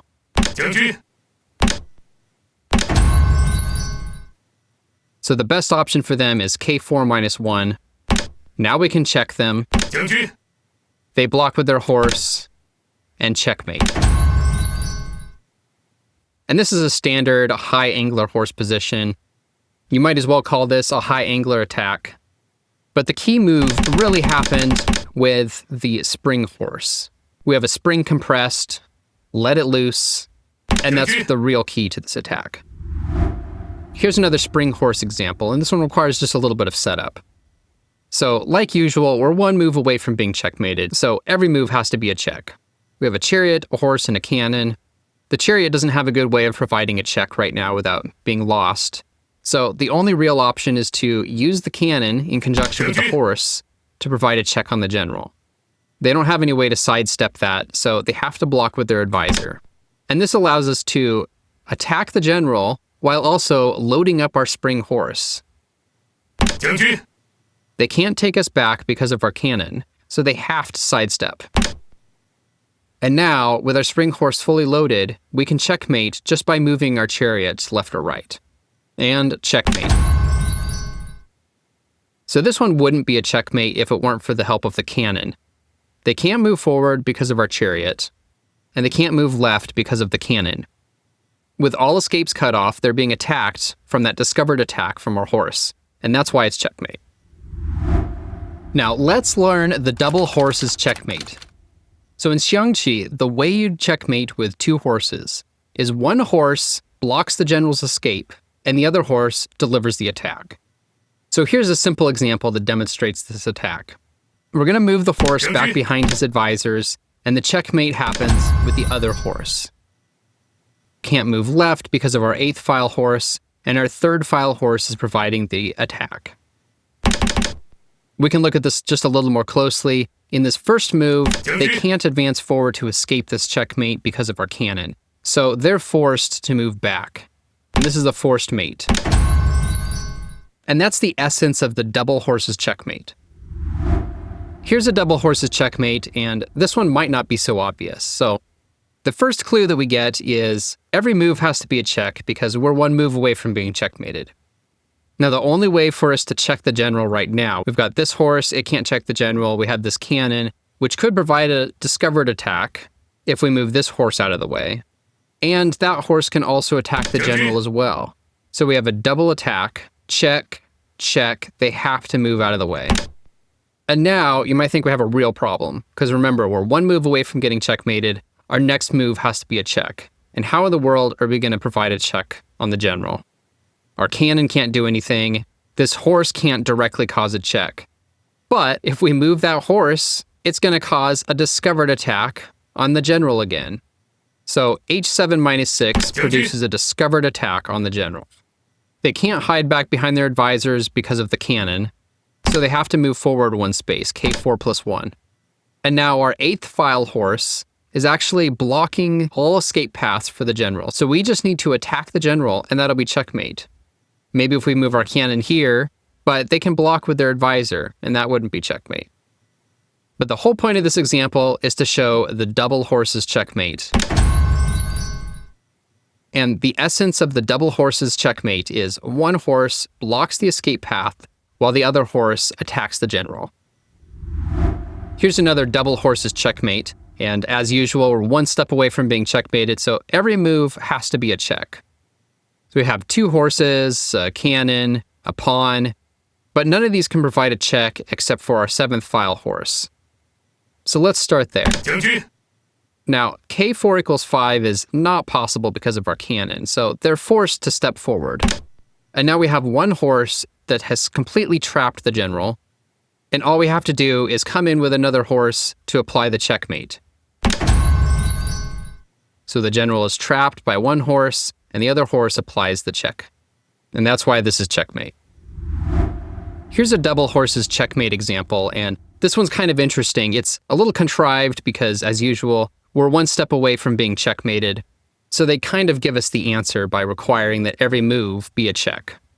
We have our 2 horses and a cannon at our disposal, so how can we checkmate the enemy general? Well, first off, we could apply a check with our cannon, but I'll just tell you right now that it results in a mate in 7, and it's going to be the long way around for sure. And you can work through that yourself, but the only other piece that can apply a check is our first file horse, h1 plus 2. They move to the left, and now we can come in for our second check, because we don't really have any other options. They step back, and now we can take out their elephant while producing a discovered check. They hide back behind their advisor again, and now this is really close to checkmate. If we could put our horse here, that would be checkmate, because we have 1 horse blocking the escape while the other horse would be applying the attack. But it's not possible yet because that horse could be lost from this chariot. Now we can take care of that chariot, and I'll show you how. Moving our cannon forward, if it weren't for this chariot, that would also be a checkmate because the general has no way to unblock itself from this attack and no way to escape. Their only option is to move their chariot to block. And now that chariot is pinned. h5 plus 7 is checkmate. We're attacking the general, his escape is blocked by our other horse, and this chariot can't move out of the way because it's pinned by our cannon. So here's a double horses checkmate, and we have our 2 horses, and one of them is poised to pounce on the general as soon as we move our other horse out of the way. So h7 minus 5 produces a check on the general, and now it doesn't matter which way they move. If they move to the right, it's checkmate. 1 escape is blocked by a horse, the other is blocked by the flying general, and the other horse is providing the attack. If they choose to move forward, same thing happens, checkmate with double horses. They're trapped by 1 horse, and another horse is providing the attack. That's the essence of the double horses checkmate. That concludes all the major horse killing methods. And if you feel like some of these are a little complicated, don't worry, it's not just your imagination, they are. And of course, the major reason why the horse killing methods can be so difficult to get a handle on is because of the complex geometry of the horse. There's so many different places it can jump to. People definitely struggle with the horse or the knight in Western chess for that matter. And Xiangqi might be especially complicated because unlike Western chess, the horse can be blocked. So the actual locations that the horse can jump to depends on not just where the horse is, but the locations of other pieces on the board. Now let's study the major cannon killing methods. And the first one we're going to look at is extremely elemental. This is one of the most basic kills that every beginner will learn very quickly, especially when they start out playing. They're going to run into opponents who try and quickly pull a fast one on them and checkmate them with a double cannon. Now, a double cannon checkmate happens when there are 2 cannons lined up at the opponent's general. So remember, the cannon needs to jump over exactly 1 piece in order to target an opponent. So in this configuration, the cannon that's in front is providing no attack on the opponent's general. All it's doing is serving as the piece that the other cannon jumps over to target the general. Now, because the cannon requires exactly 1 piece to jump over to make an attack, typically you can block with another piece. At that point, there would be 2 pieces in between the cannon and the general, and this cannon's attack would be canceled. But with the double cannon attack, that's not possible.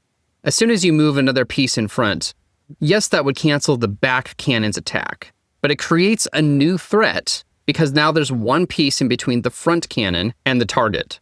So this attack can't be blocked. There are only two ways to dismantle a double cannon attack. And that'd be if you had a piece that could destroy the back cannon, completely removing the threat, or if you could sidestep the attack. In this case, neither are possible, and that's why this is checkmate. The opponent is being attacked by this back cannon, can't block, and he has no escape. Double cannon checkmates aren't always so obvious. And we've got a complicated looking example here, so let's go through it.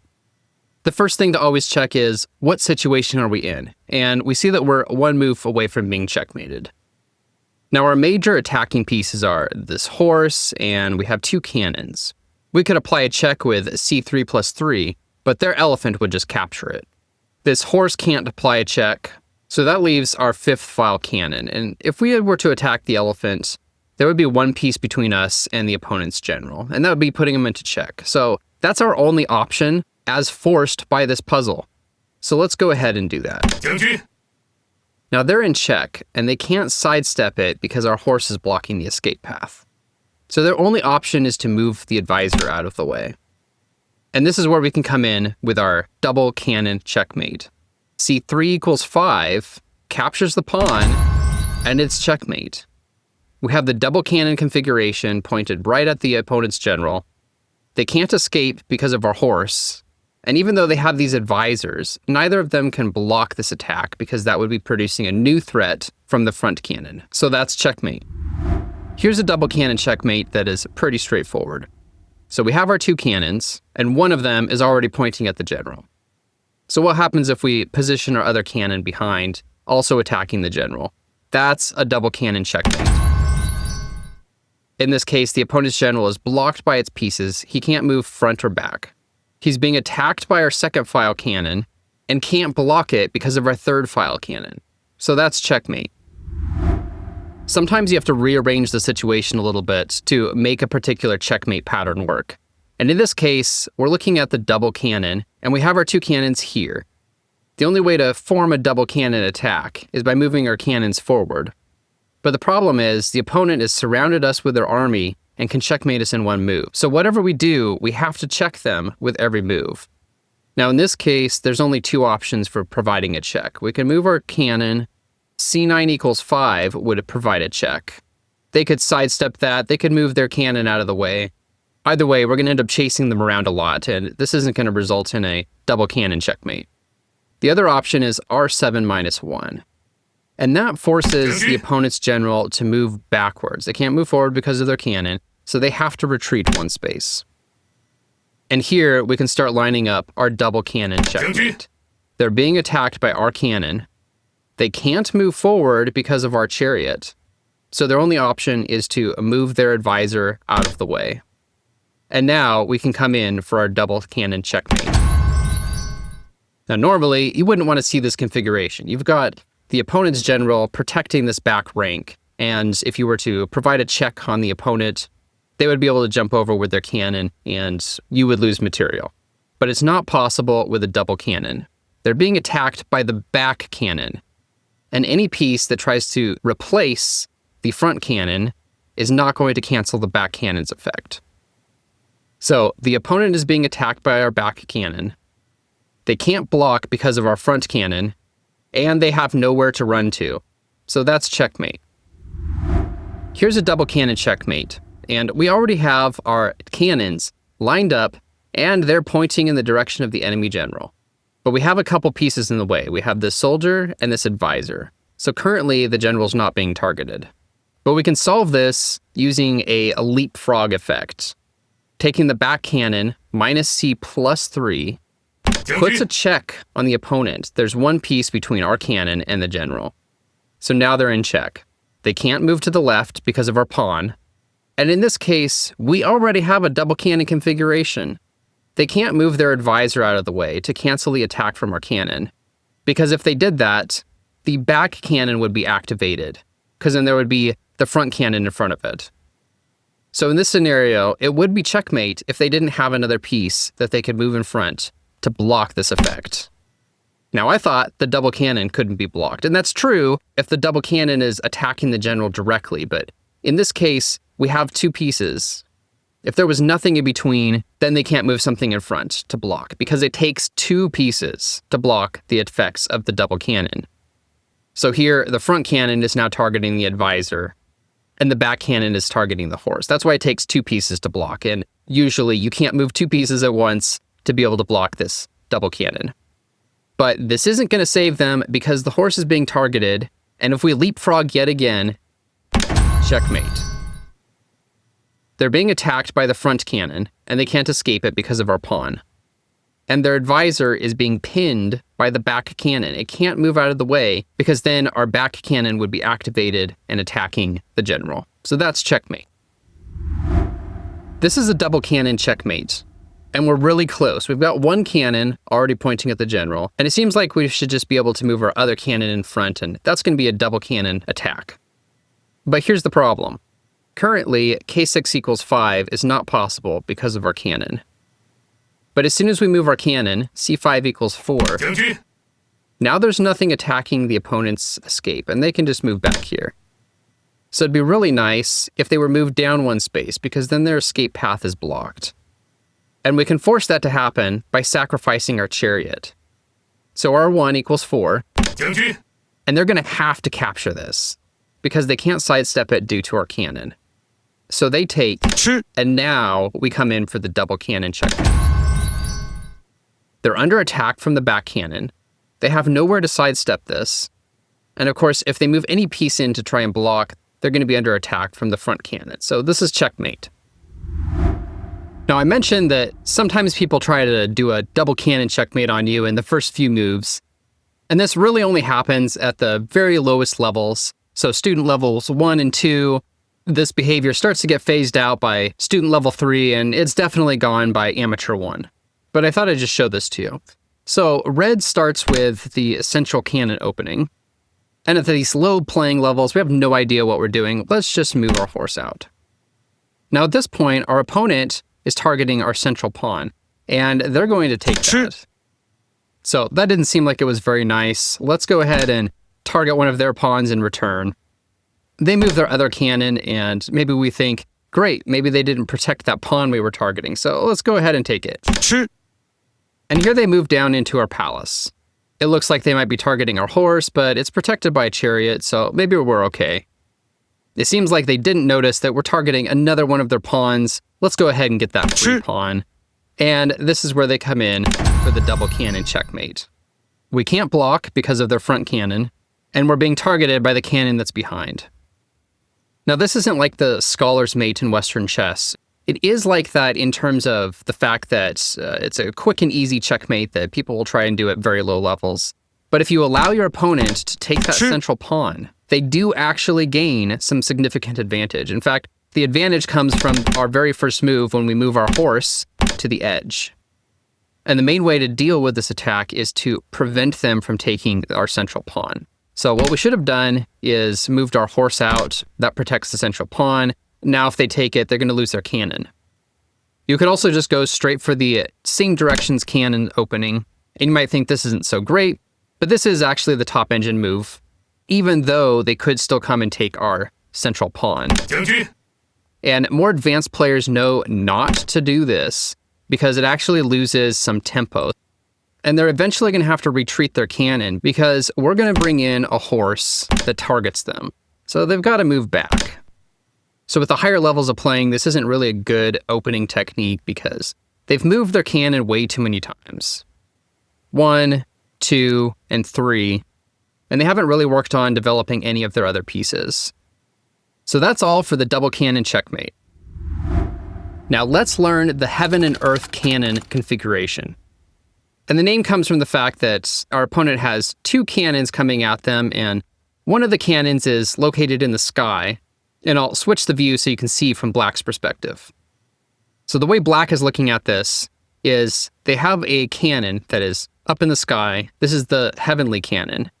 And they have another cannon coming down towards them. And when this cannon is here on the ground level, then it's known as the earth cannon. And if you ever find yourself in this situation, you're in a lot of trouble. Now, Black is currently in check because the earth cannon is attacking.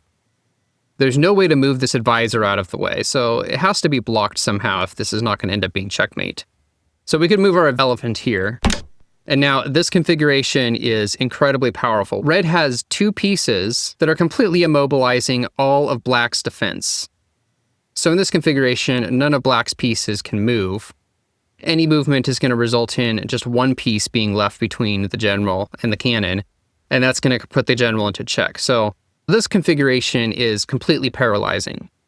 And if Red swoops in for the attack with their chariot, that's checkmate. They're being attacked by the chariot and can't run away from it. The advisor is pinned by the heavenly cannon, and Black's general can't capture the chariot because of the earth cannon. So that's checkmate. Here's a heaven and earth cannon configuration that at first glance looks pretty straightforward, but our opponent has some annoying ways to evade. So we have our heavenly cannon, and it's pinning the elephant and advisor. And to get the heaven and earth cannon configuration, we just need to advance our other cannon to the earth position, C8 plus 7. But here, they can put us in check, and we're going to have to block this. Now, R6 plus 5 would be checkmate, so they have to move out of the way. And unfortunately, they've kind of evaded our heaven and earth cannons. But we can force them to move back by moving our chariot.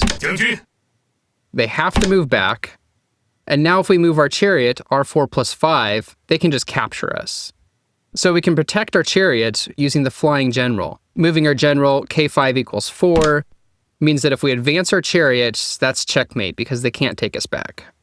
But their chariot can block. So now if we try that attack, they can take us with their chariot and it's no longer checkmate. So we have to go in another route. And here, now we're 1 move away from checkmate. They don't have any options to be able to block this, so we are able to checkmate them using that heaven and earth cannon configuration. And both cannons play a vital role here. The general can't take our chariot because the heavenly cannon is protecting it. The advisor can't take our chariot because the earth cannon is pinning it. And the general cannot step to the right because of the flying general. So that is checkmate by the heaven and earth cannons. Here's a heaven and earth cannon configuration, and we have our heavenly cannon all the way down here, and it is in fact doing its job. It's pinning this elephant and advisor. So C2 plus 5, which would be our earth cannon, produces a check on the general. Now, you might not think to take that move because the horse can theoretically attack, but if they take, then it's mate in 1. They can't capture the chariot because our other chariot is protecting that position. Their advisor also can't take us because it's being pinned by the heavenly cannon. So C2 plus 5 is actually the best move. So Black's best move in this option is to block with their elephant. We now have a full heaven and earth cannon configuration. All of the general's guards are now paralyzed. They can't move because of our cannons. And now for another move that you might not think to take, and that's C4 plus 5. And this doesn't look that great because their horse can take us, and in fact, they have to. That's their only option, otherwise that would be checkmate. But because we had 2 chariots on the 4th file, we can take back, and it's checkmate. The general can't take us back because of our earth cannon, and their advisor can't remove the threat because of our heavenly cannon. So that's another checkmate by heaven and earth cannon. Here's another heaven and earth cannon example, and we already have our heavenly cannon lined up. So let's just move our earth cannon into position. Now, they're being put in check, and they don't have any way to escape that, except by blocking the earth cannon. And they can do that with their elephant or with their cannon. In this case, they're going to block with the cannon. But it doesn't matter because this is checkmate in 1 move. Let's see if we can find it. The only piece that can apply a check is our chariot. If it moves forward, it's safe from the general because of our horse. But they have a chariot that would take us out. So the other option is R6 equals 5, and that's checkmate. The general can't capture the chariot because of our heavenly cannon. Their advisor can't either because of our earth cannon. And they can't escape to the left because of our horse. So that's checkmate. Here's an example of the heaven and earth cannon formation, but we're not quite set up for it. So here are the cannons. And this would be the Heavenly Cannon, except that the enemy general isn't in the proper position. So these pieces are not being pinned, and this cannon has no effect at the moment. On top of that, the cannon that would advance to the Earth position can't because of the Chariot. Now currently, our opponent is one move away from doing a double cannon on us. So that's our clue that every move has to be a check. And without that hint, probably most student level 3s can't figure this out. But because every move has to be a check, we only have one option. None of our pieces can provide a check except for our Chariot. R8 equals 4. Now that causes them to hide back behind their advisors, and it opens up the 8th file for our cannon to advance to the Earth position. So now we can go ahead and do that. Their only option is to block with their cannon, and now we have a full Heaven and Earth cannon formation. All of these pieces are pinned by our cannons, so they can't move. So we can actually checkmate right now. We can't do it with our Chariot because of their horse. Plus their general could capture that as well. Moving our pawn to the right would also be in danger from the horse. But if we advance forward, they can't take us back because of our Earth Cannon. Their advisor can't remove the threat because of our Heavenly Cannon, and they can't escape because of our Chariot. So that's checkmate. This is a very clever Heaven and Earth Cannon configuration. So we have our Heaven Cannon and our Earth Cannon already in position. But instead of pinning 2 of the opponent's pieces, one of them is ours, specifically this Chariot. If we pull our Chariot back, that would be checkmate, except for the fact that they can block with their cannon. So we pull it back, they have to block with their cannon. And the reason they need to block is because if they couldn't, it would be checkmate. They'd be under attack from our cannon, and they have no way of moving any of their pieces out of the way. They have no way of stepping out of the way. So they're forced to bring their cannon in. Now, why did we only pull back 1 space, as opposed to retreating all the way down here where we could target their Chariot? And the reason is because we're 1 move away from what would normally be a checkmate. Except that they are able to move out of the way. So if we had another Chariot here, they wouldn't be able to step out of the way, and it seriously would be checkmate. And in fact, we do have a Chariot here that could come in and force them into a checkmate position. So let's move that Chariot. Now, they have multiple pieces that can come and try and block that attack, and they're going to try and do so because, well, they're forced to do so. But it's still checkmate at the end of the day. And even though this looks exactly like a double Chariot configuration where they're being attacked by one Chariot and their escape path is blocked by another, this is technically classified as a Heaven and Earth Cannon situation because of the vital role those Heaven and Earth cannons played in the attack. So they're under attack and they can't escape. That's checkmate by Heaven and Earth cannons. Here's our last example of a Heaven and Earth cannon formation. We have our Heaven Cannon here and our Earth Cannon here. The opponent's general is completely blocked in by all their pieces, and their pieces can't move because they're pinned by our cannons. But checkmating is actually a little bit of a challenge here because if we move our Chariots to the right, they can just take us back. And that's not checkmate. And the same thing if we move our pawn to the left.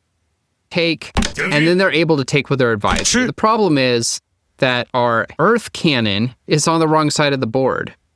If that cannon was over here, then it would be pinning both the elephant and the advisor, and this would actually be checkmate. And if we advance our pawn, they can just take us back, and that's also not checkmate. But that would be checkmate if we had a flying general assisting us. So if we move our general to the right, then we are technically 1 move away from checkmate. And the only way for them to stop that attack is to retreat their cannon. Now, if we do advance forward, their cannon can swoop in and save the day. Now, I wouldn't expect any student level 3 to actually figure this out, but there's a very beautiful sequence of moves where we can traverse our chariot across the board and solve that problem.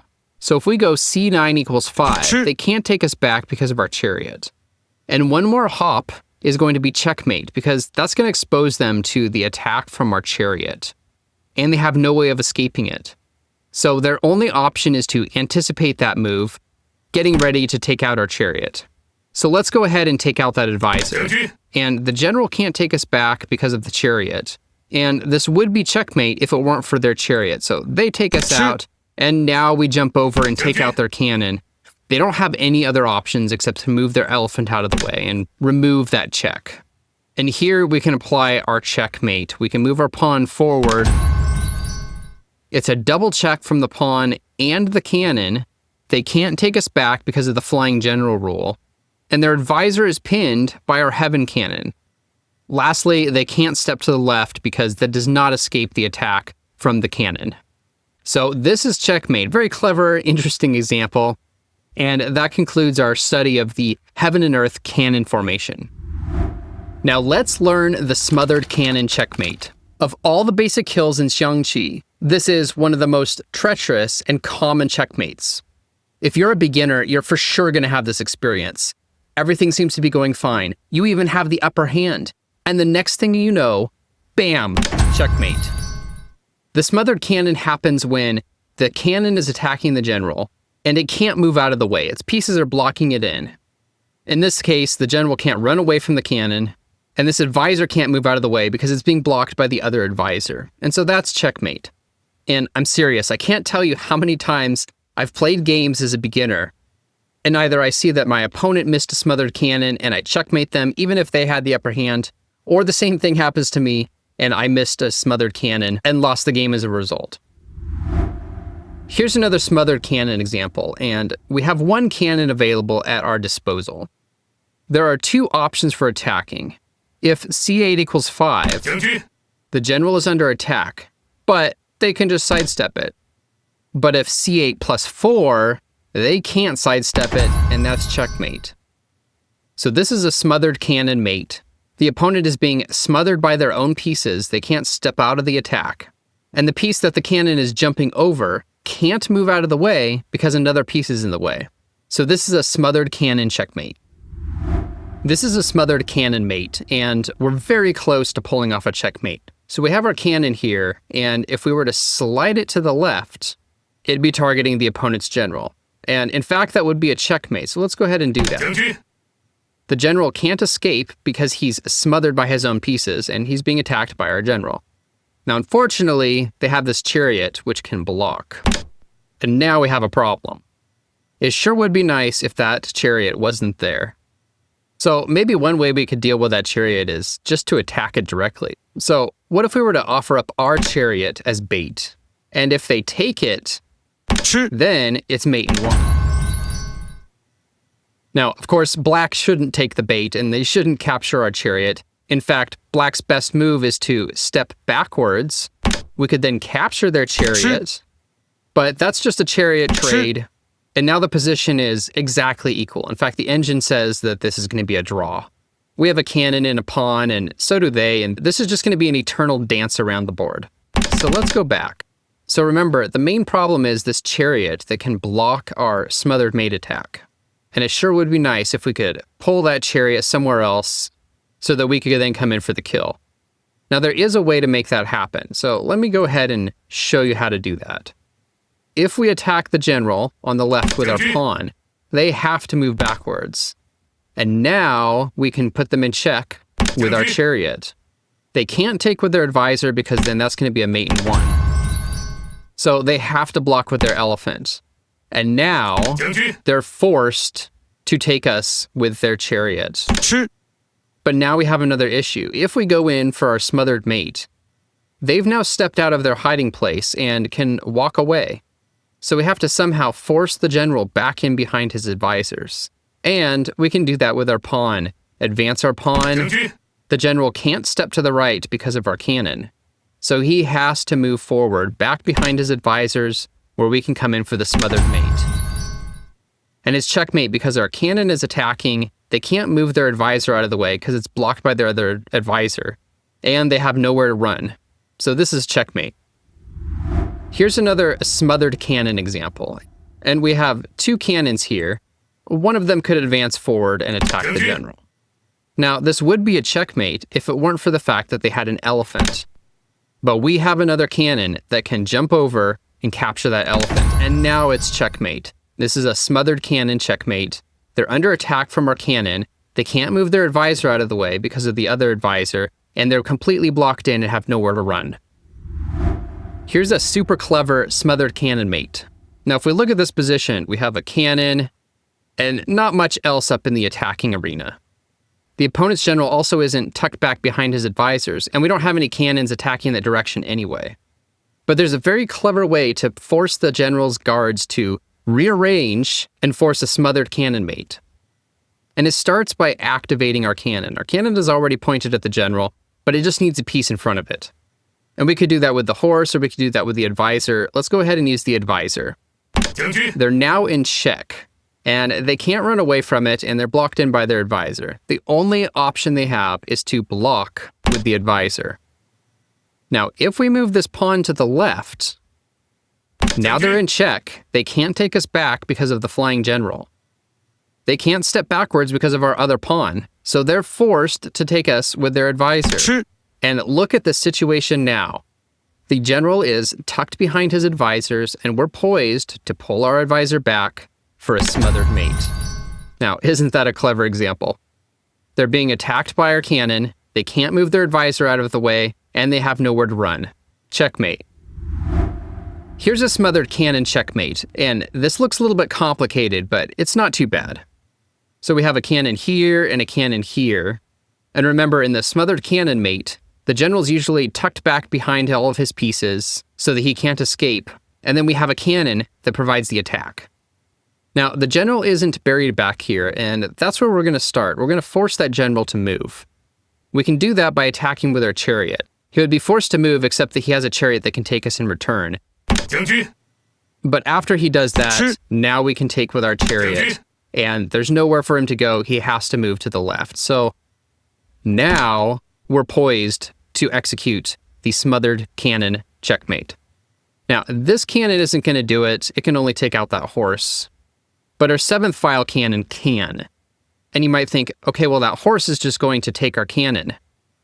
But that horse is pinned by our cannon on the central file. It can't move, because then there would just be one piece between it and its general. And that's an illegal move. So this ends up being checkmate. The general is under attack. He can't move his advisor out of the way to cancel out the attack from that cannon.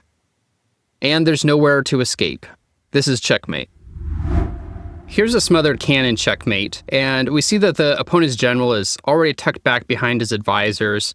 If we could just bring a cannon in, that would be checkmate at this particular moment. So let's at least threaten that.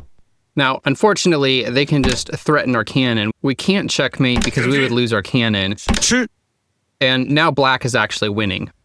So how about instead of going in front of the pawn, we go over here? Well, same problem. They can attack us. They can also choose to just advance their cannon and block the attack. So it seems like our best option is to move in front of their cannon. So now they can't target us and they can't block. Except that they can target us by moving their pawn. But now we have a way to win. If we move our cannon to the left, they don't have any way to stop this attack. They can do whatever they want, but it's going to be checkmate. They can't run away from our cannon, they can't move their advisor out of the way, and their advisors are blocking their path out. So that's checkmate. So that concludes our study of the Smothered Cannon checkmate. Now let's learn the Iron Bolt checkmate. So this is very similar to the Heaven and Earth cannon's basic kill, where we have a cannon sitting up here in the heavens, so to speak. And Heaven and Earth cannons would also have a cannon down here on the earth, also pointing at the general. And the result is that all of the general's guards are completely blocked in. They're pinned by the cannons and they can't move. So the Iron Bolt technique is essentially the same thing. We're pinning 2 of the general's guards. And in this case, that's all we need. We can just come in for the kill. They can't take us back because of the flying general. And their advisor can't capture because of our cannon. So that's checkmate. And the name Iron Bolt comes from the visual metaphor of a bolt going through a gate latch, where we have a piece that slides into position and locks the enemy general in place. Hence the name Iron Bolt. Here's another Iron Bolt checkmate example. And we have our cannon that is pinning the elephant and advisor. And if we bring our chariot in, that's pretty close to checkmate. The only option they have is to block with the horse, but we can take that horse, and now it's checkmate. They don't have anywhere to run to. Their advisor can't block because of the cannon. That's checkmate. Now, usually in real gameplay, you're not handed an iron bolt checkmate on a platter. You have to set it up. And remember, the iron bolt checkmate is when we have a cannon, usually on the central file, that's pinning the opponent's guards, and then we come in with another piece for the kill. So let's get started setting that up. So now they can't move their horse or their elephant. And if we move our pawn out of the way, then we're going to be one move away from checkmating, so they're going to come here to try and anticipate that. We can just step to the left, again, threatening the iron bolt checkmate. They have to move their chariot up to block that, so that if we move our chariot forward, they can take us. So now this is no longer an option. Let's just go the long way around and try the iron bolt checkmate from there.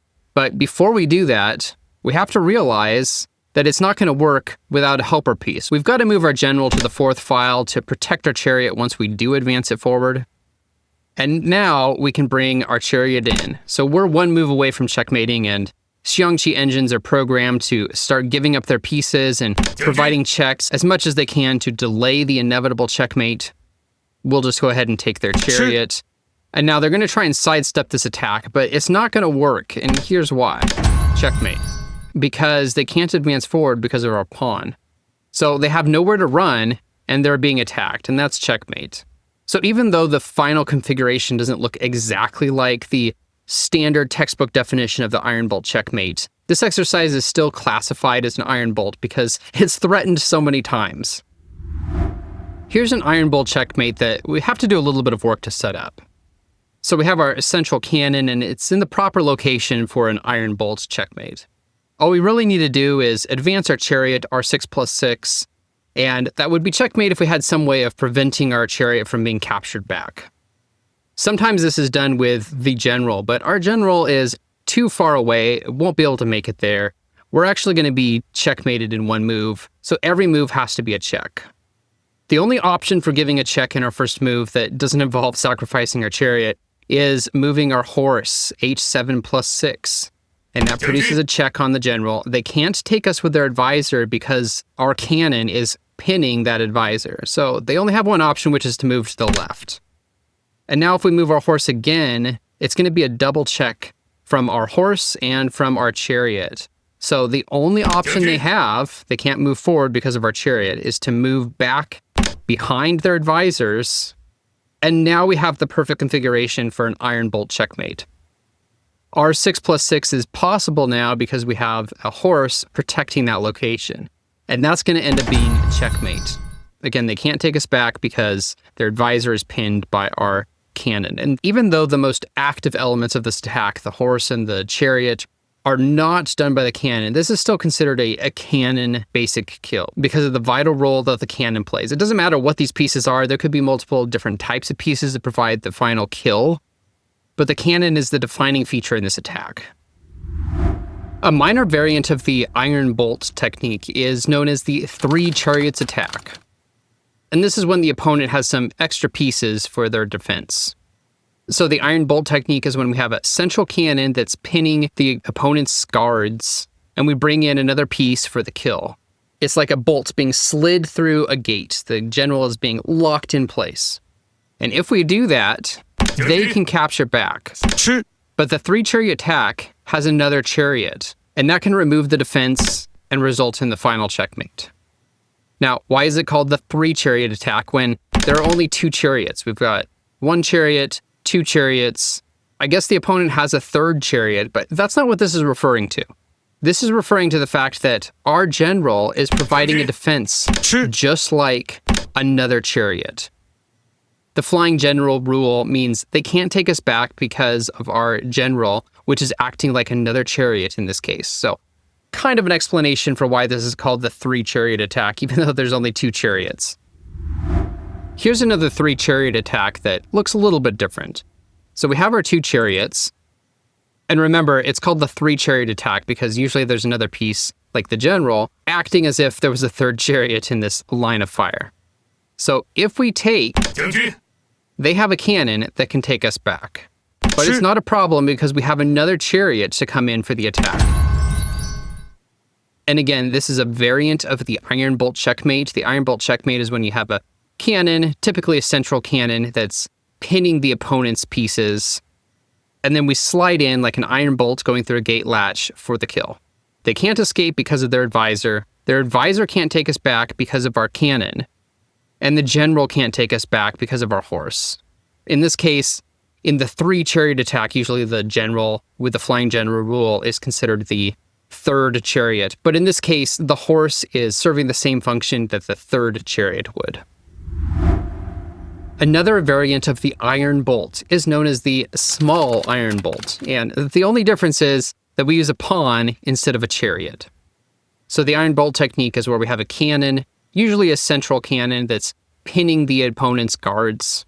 And we bring in a 3rd piece, usually a chariot, for the kill.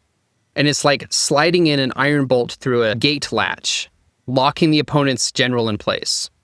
And the small iron bolt's checkmates is the same thing except with a pawn instead of a chariot.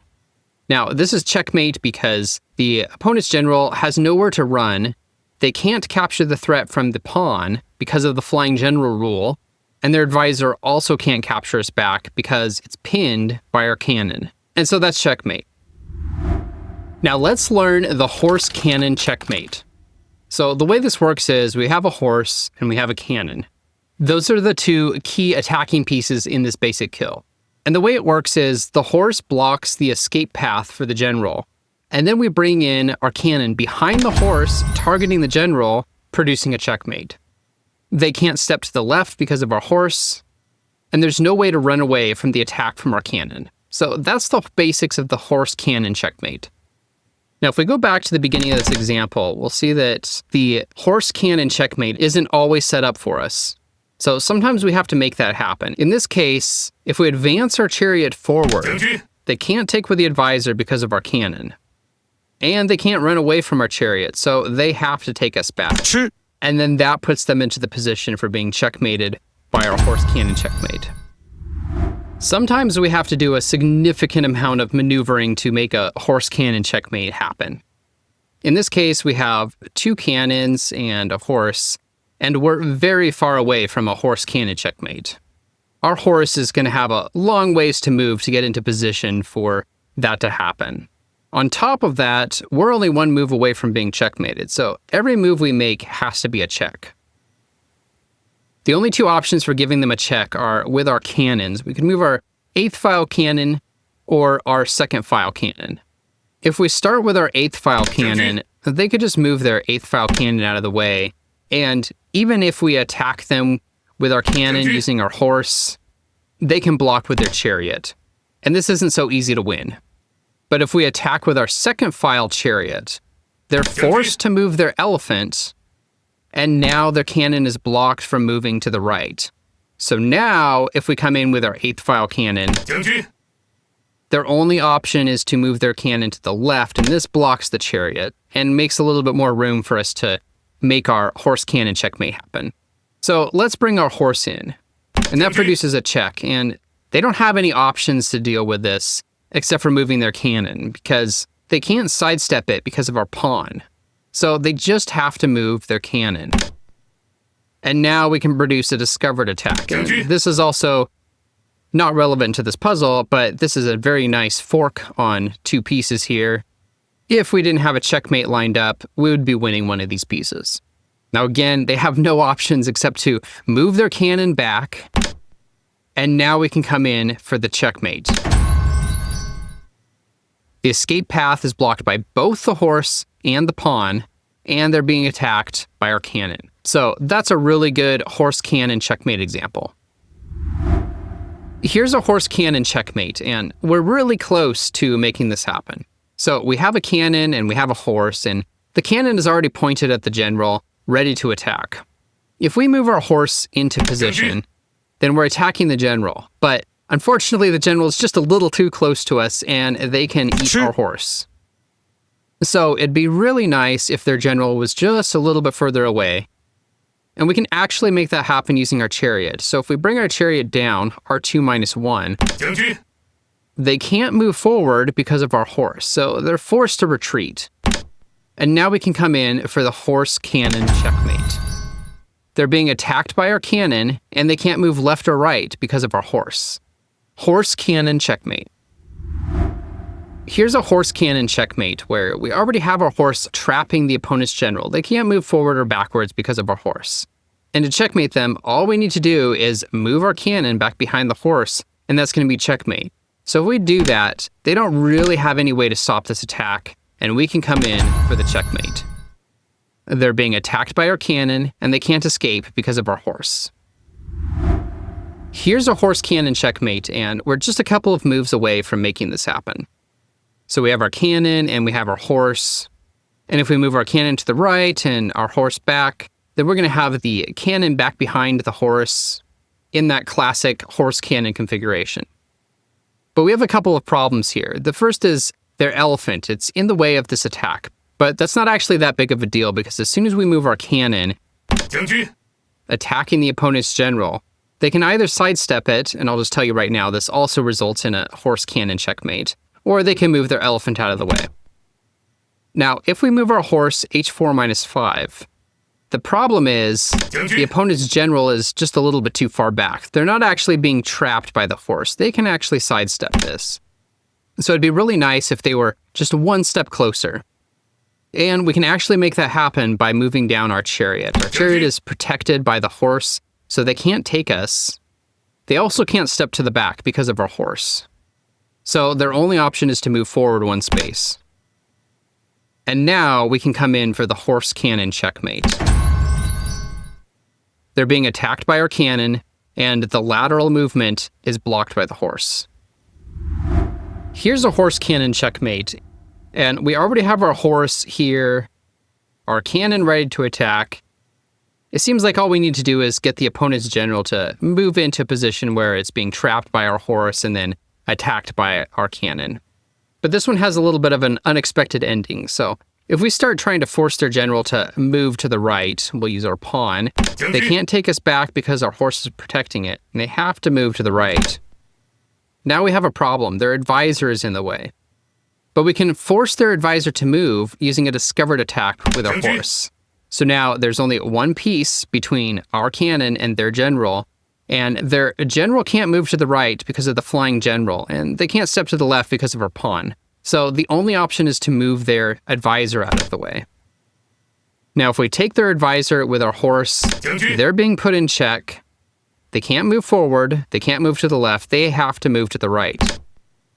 And now this is where it's a little unexpected because we come in for the Horse Cannon Checkmate. We thought that it was going to happen on the central file because we already had our horse and cannon on that file lined up in the correct configuration. But here on file 4, they're being blocked in by our horse and they're under attack from our cannon, and there's no escape from this, so this is checkmate. Here's our last example of the Horse Cannon Checkmate, and here's our horse, here's our cannon. It looks like we're fairly close to setting up the Horse Cannon Checkmate. Maybe if we move our cannon here and our horse here, that would end up being a Horse Cannon Checkmate. We can't start by moving our cannon because we're only one move away from being checkmated ourselves, so every move we make has to be a check. So maybe we could start with moving our horse, and that would provide a check. They can't take us because their advisor is pinned by our cannon, so the only option they have is to move to the right. And this looks really close to the Horse Cannon Checkmate. We have the horse blocking the escape path of the general. We just move our cannon over, and that seems like it's going to be a checkmate. Except that they can block with their chariot, and now we're in actually a pretty bad position because we're going to lose this game. So the only other possible check that we have for our first move is c1 + 7, and this doesn't make so much sense at first. They can just move their elephant out of the way. It doesn't seem like it's going to change the results at all. We can come in with our horse. They have to move to the right, and now we can threaten that Horse Cannon Checkmate, and they can block. So how is this different? Well, here's how it's different. Because we have a cannon here, we can actually do a Horse Cannon Checkmate on their back rank. And this is actually a double attack. In a lot of instances, the Horse Cannon Checkmate is the cannon is providing the attack and the horse is blocking some escape. But in this case, they're actually being attacked from both directions, and the horse is just providing the piece to jump over for one of the cannons. So kind of a unique example of the horse cannon checkmate, and that concludes our study of the topic. Now let's learn the cannons sandwiching chariot basic kill. Now, try saying that 10 times fast. Now, the name comes from the fact that we have 2 cannons, and they're sandwiching a chariot in the middle. And this is a pretty useful configuration. So we have all of this firepower lined up at the opponent's general. And if we pull our chariot out of the way, they're now being attacked by a double cannon. This isn't something they could normally block. They can't step forward because of our chariot. So their only option is to move backwards. And here we come in for a checkmate. They're being attacked by our chariot, and their escape path is blocked by the double cannons. Here's another cannons sandwiching chariot example, and this one we've got to set up a little bit. So first off, we have our 2 cannons, which we would like to line up and sandwich the chariot so that we can then perform this discovered attack on them. Now, the problem is they have a bunch of ways to checkmate us in one move, so this isn't possible. We have to provide a check on every single move. And the only way to do it would be to move our cannon out of the way, because that would produce a discovered attack from our chariot on the opponent's general. Now, the only way to check the general on our first move would be to pull this cannon out of the way so that our chariot is attacking. And this is a discovered attack. Actually, there's a name for this, and we're going to get to it later in this video. It's a basic kill known as the Detonating Mine Attack. But anyway, we move our cannon out, discovered attack on the general, and they don't have any way to block this, so they have to move out of the way. And now you might see where this is going. Now we can move our cannon in for a double cannon attack. They're being put in check by our back cannon. They can't move forward because of our chariot, so they have to retreat yet again. And this is where we come in for the checkmate. They're being attacked by our chariot, and the escape path is blocked off by the double cannons. Now, at no point did we actually have the pure cannon sandwiching chariot situation. This chariot was moving back and forth in between the chariots, but it still counts as an example of this type of attack because it's the same exact method, the result is the same, and the technique and method are the same. Here's another cannon sandwiching chariot example, and this one's a little bit different because things are kind of mixed up. The chariot isn't in a position where it would be sandwiched between those 2 cannons, but it doesn't actually matter. Let's take a look at this example. So currently their general is stuck in place. They can't move backwards because of the chariot. They can't move forwards because of their advisor. They don't have anywhere that they could run. So all we need to do is attack them. And conveniently, we have a cannon that can provide a double cannon attack. This ends up being a checkmate. And even though this looks a little bit different than some of the other examples of the cannon sandwiching chariot examples, it really is the same idea. Double cannons blocking or providing the attack and a chariot.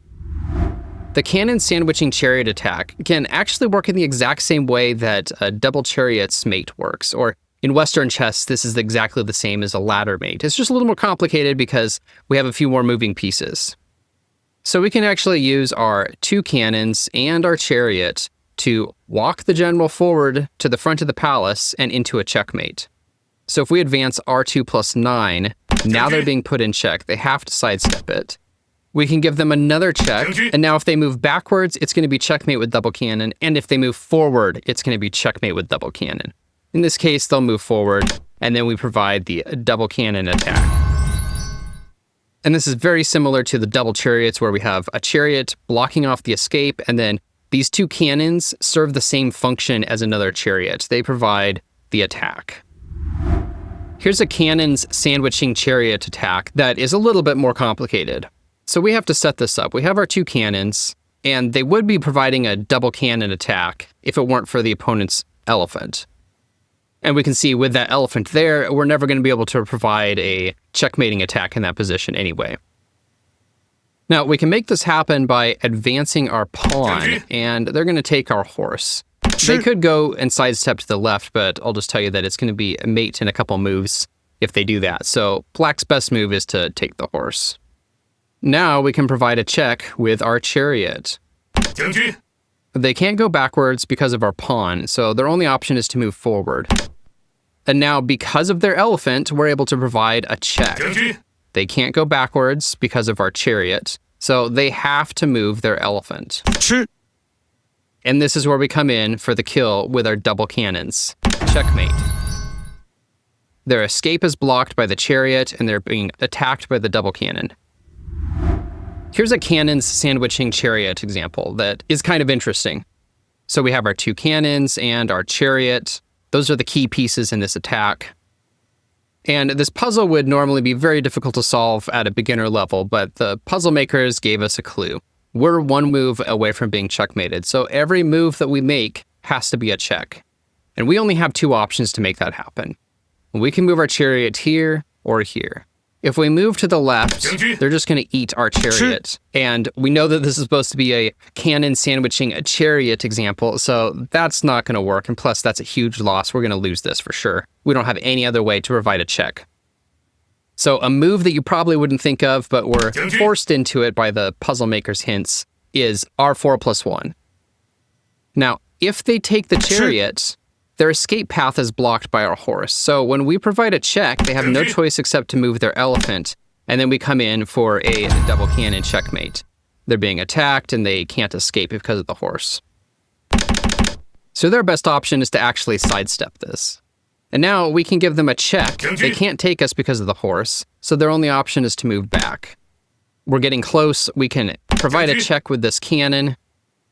They can't escape this, so they have to move their elephant out of the way, and we're left with the double cannon checkmate. Their escape is blocked by their chariot, and they're under attack by the double cannons. And of course, with the double cannon attack, they can't block with anything because that would be producing a new threat from our front cannon. And so this is checkmate with cannon sandwiching chariot. Here's an example of the cannon sandwiching chariot attack that is just really a spectacular piece of choreography on the board. And I'm not going to go through and explain every single move because it's a little too long, and I just want you to enjoy the dance of the pieces on the board. You can see that, for starters, we have a double cannon attack coming in. And the idea behind the cannon sandwiching chariot is that the final checkmate sequence is delivered by a double cannon attack, and the escape path is blocked by a chariot. So if we start off this attack with the double cannons, they have to sidestep it, and then we bring in our chariot. And this is really close to the final configuration. The only problem is the general is in the center of the palace, and they're not on the back rank. But there's a very clever and, I would say, beautiful song and dance that the pieces can play on the board to force the general into the checkmate position.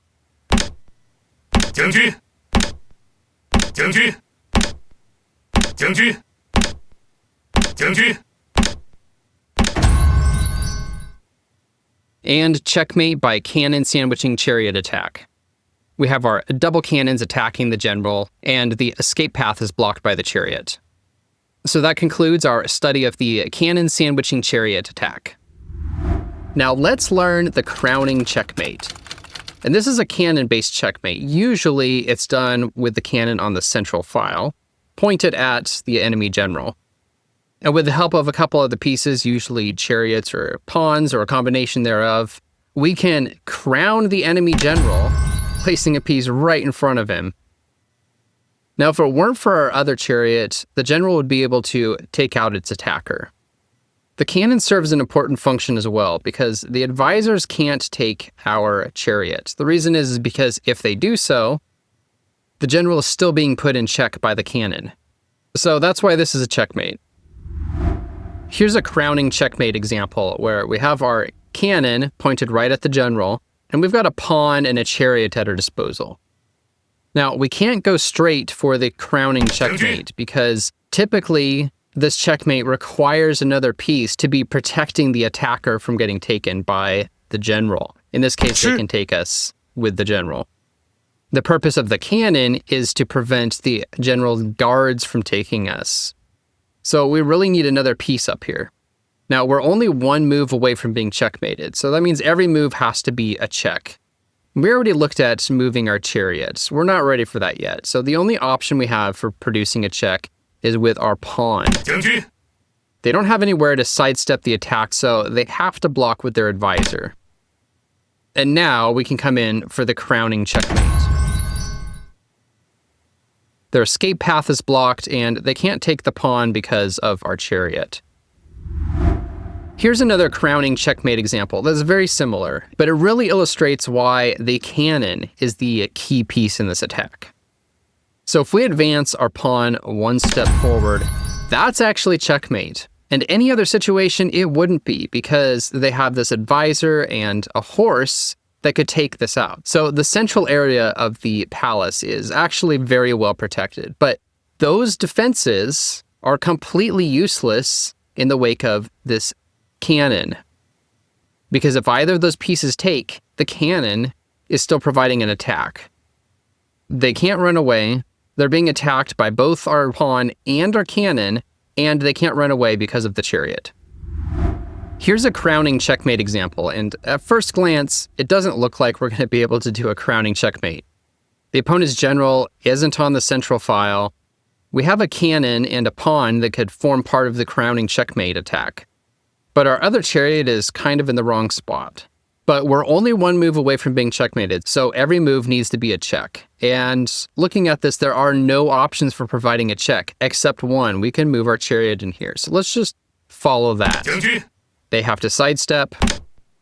And now, believe it or not, we are one move away from a crowning checkmate.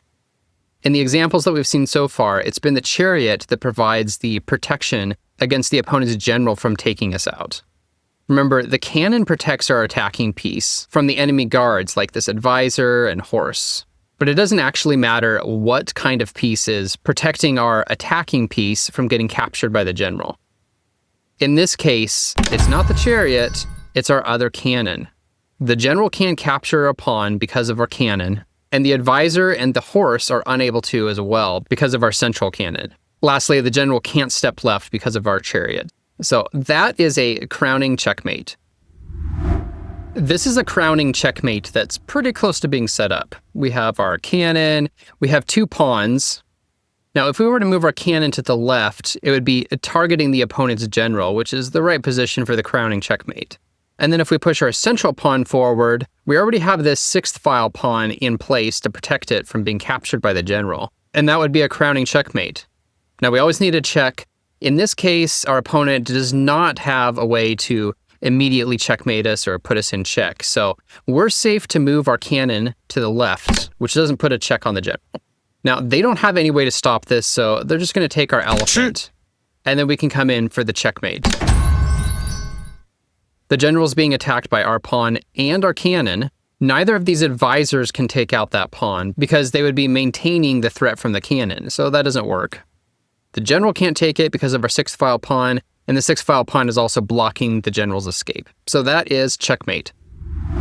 Now let's learn the double toast checkmate. Perhaps a better translation would be 2 glasses of wine, and you'll see why in a second.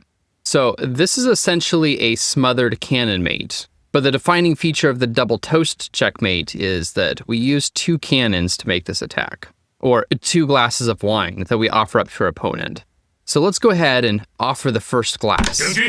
Now, if this elephant wasn't here, that would be checkmate by a smothered cannon.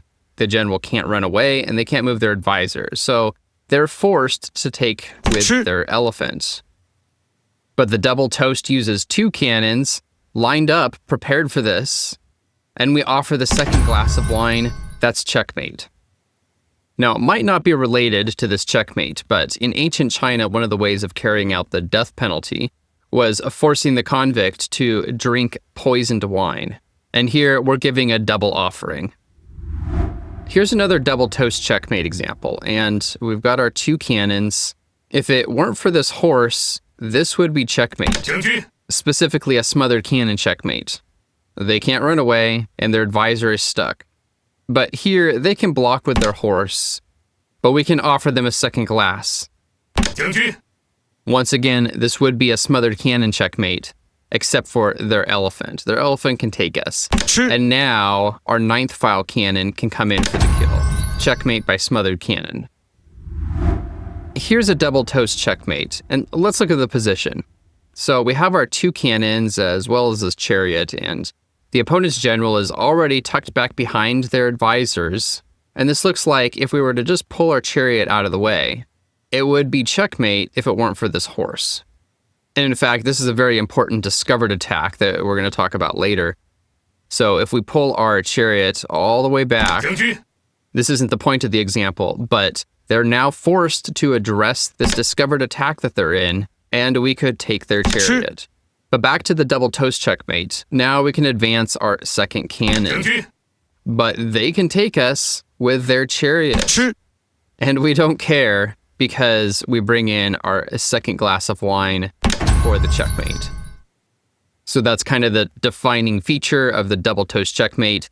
You attack with one cannon, it gets taken, and then the other cannon follows behind and provides the final attack, usually resulting in a smothered cannon checkmate. Here's another double toast checkmate, and we see that our opponent is back behind the advisors and ready for a smothered cannon mate using our cannon. And that would be checkmate if it weren't for their elephant. But we can jump over with our second glass of wine. Checkmate. They can't run away and their advisor is stuck. Here's another double toast checkmate.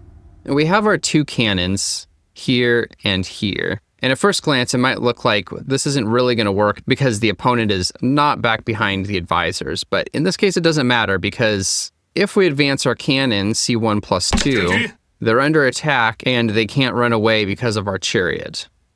And because their advisor is stuck, this would be checkmate if it weren't for their horse. So let's bring in our second cannon, C3 plus 3. They can take us with their cannon. But then we follow it with a smothered cannon checkmate. And that whole sequence of moves is known as a double toast checkmate. Here's a double toast checkmate, and at first glance it looks like we're all set up to make the attack.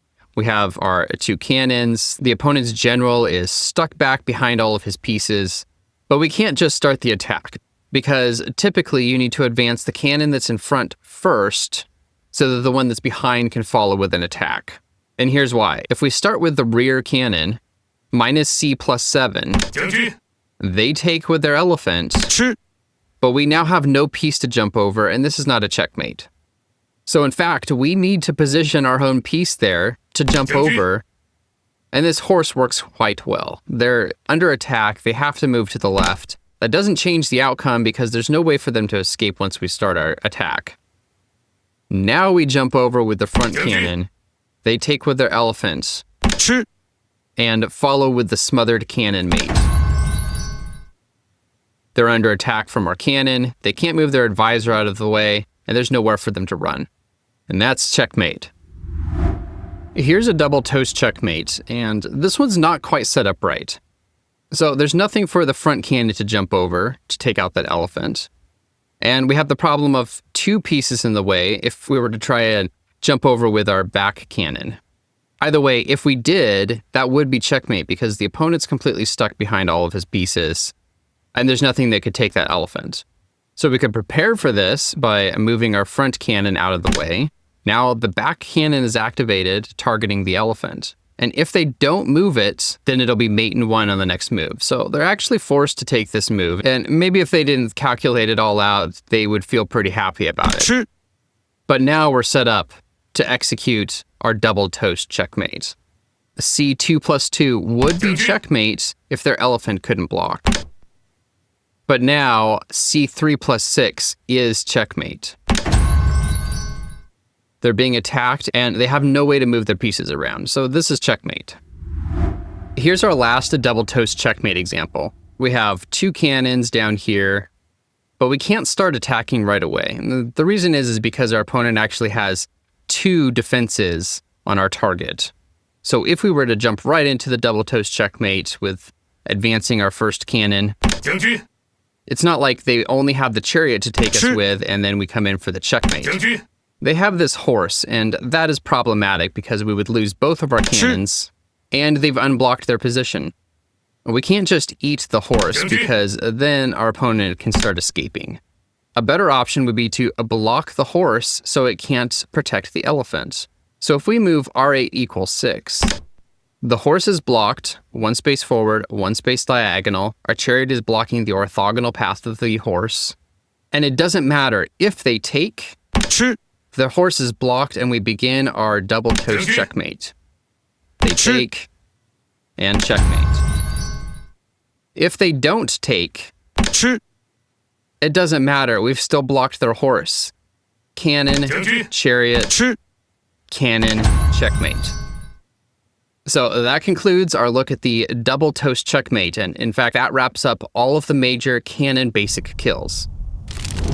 Now let's learn all the major soldier basic kills. The first one we're going to talk about is known as the double ghosts knocking attack. Another translation might be two devils knocking at the door. And this works exactly the same as the double chariots threatening the advisor attack. The only difference is, instead of two chariots, we have two pawns located in the elephant eyes. As a reminder, the elephant eyes are located on either side of the palace, right where the elephant would cross. Now in this example, it doesn't matter which pawn you take with. If you cut the throat with your 6th file pawn, remember this second to back rank is known as the throat rank. If you cut the throat with your 6th file pawn, they can't step to the left because of our cannon, so they have to take with their other advisor. And now, if we take her with our 4th file pawn, that's checkmate. They can't step to the left because of our cannon, and they can't step to the right because of our horse. On top of that, they're being attacked by our pawn, which they can't take back, again, because of the horse. So that's checkmate. Here's a double ghosts knocking attack, and pawns that have reached the enemy palace and can attack the opponent's general are known as ghosts or devils.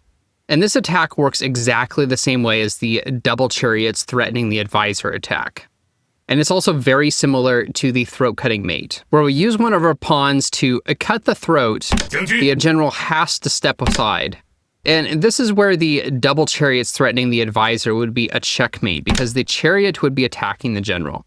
But in this case, we have one more move to go to make this a checkmate. Moving our pawn to the right is checkmate. They're under attack by our soldier. They can't take back because of the centroid pawn. And of course, they can't escape because of the centroid pawn. So that's checkmate. Here's another double ghosts knocking attack. And you might think, okay, well, we'll just move our pawn to the left. The general has to move to the right, and then we'll come in for the checkmate. But the problem is, if we do that, yes, they have to move to the right, but this move is not a check. And because it's not a check, we're going to be checkmated ourselves, and we lose this game. So here, the order matters. If p6 equals 5, then they can just take us with their advisor, and that's not checkmate. If p4 plus 1, they can just take us with our general, and that's also not going to result in a checkmate. The only option that works is p6 plus 1, and that's a checkmate in 1. They can't take us because of the flying general. They can't escape because of our other pawn, and that's checkmate. But the starting position is what defines this attack. If our two pawns are located in the elephant eyes, on files 4 and 6 on the throat rank, remember the second to back rank is known as the throat rank, then this is a double ghosts knocking attack. Here's a two ghosts knocking attack, and in this case it doesn't actually matter which one we take with. If we take with our 6th file pawn, they're going to take with their advisor. We take back with our 4th file pawn. They can't take back because of our horse. They're forced to move to the right because of the flying general. And then our chariot comes in for the kill. They're under attack from our chariot, and our centroid pawn is blocking their escape. But the same thing happens if we attack with the pawn on the left. We take, they take, we take, they have to move to the right, again because of the flying general. And we checkmate in the same position as before. Under attack, and the centroid pawn is preventing their escape. So that's checkmate by the double ghosts knocking.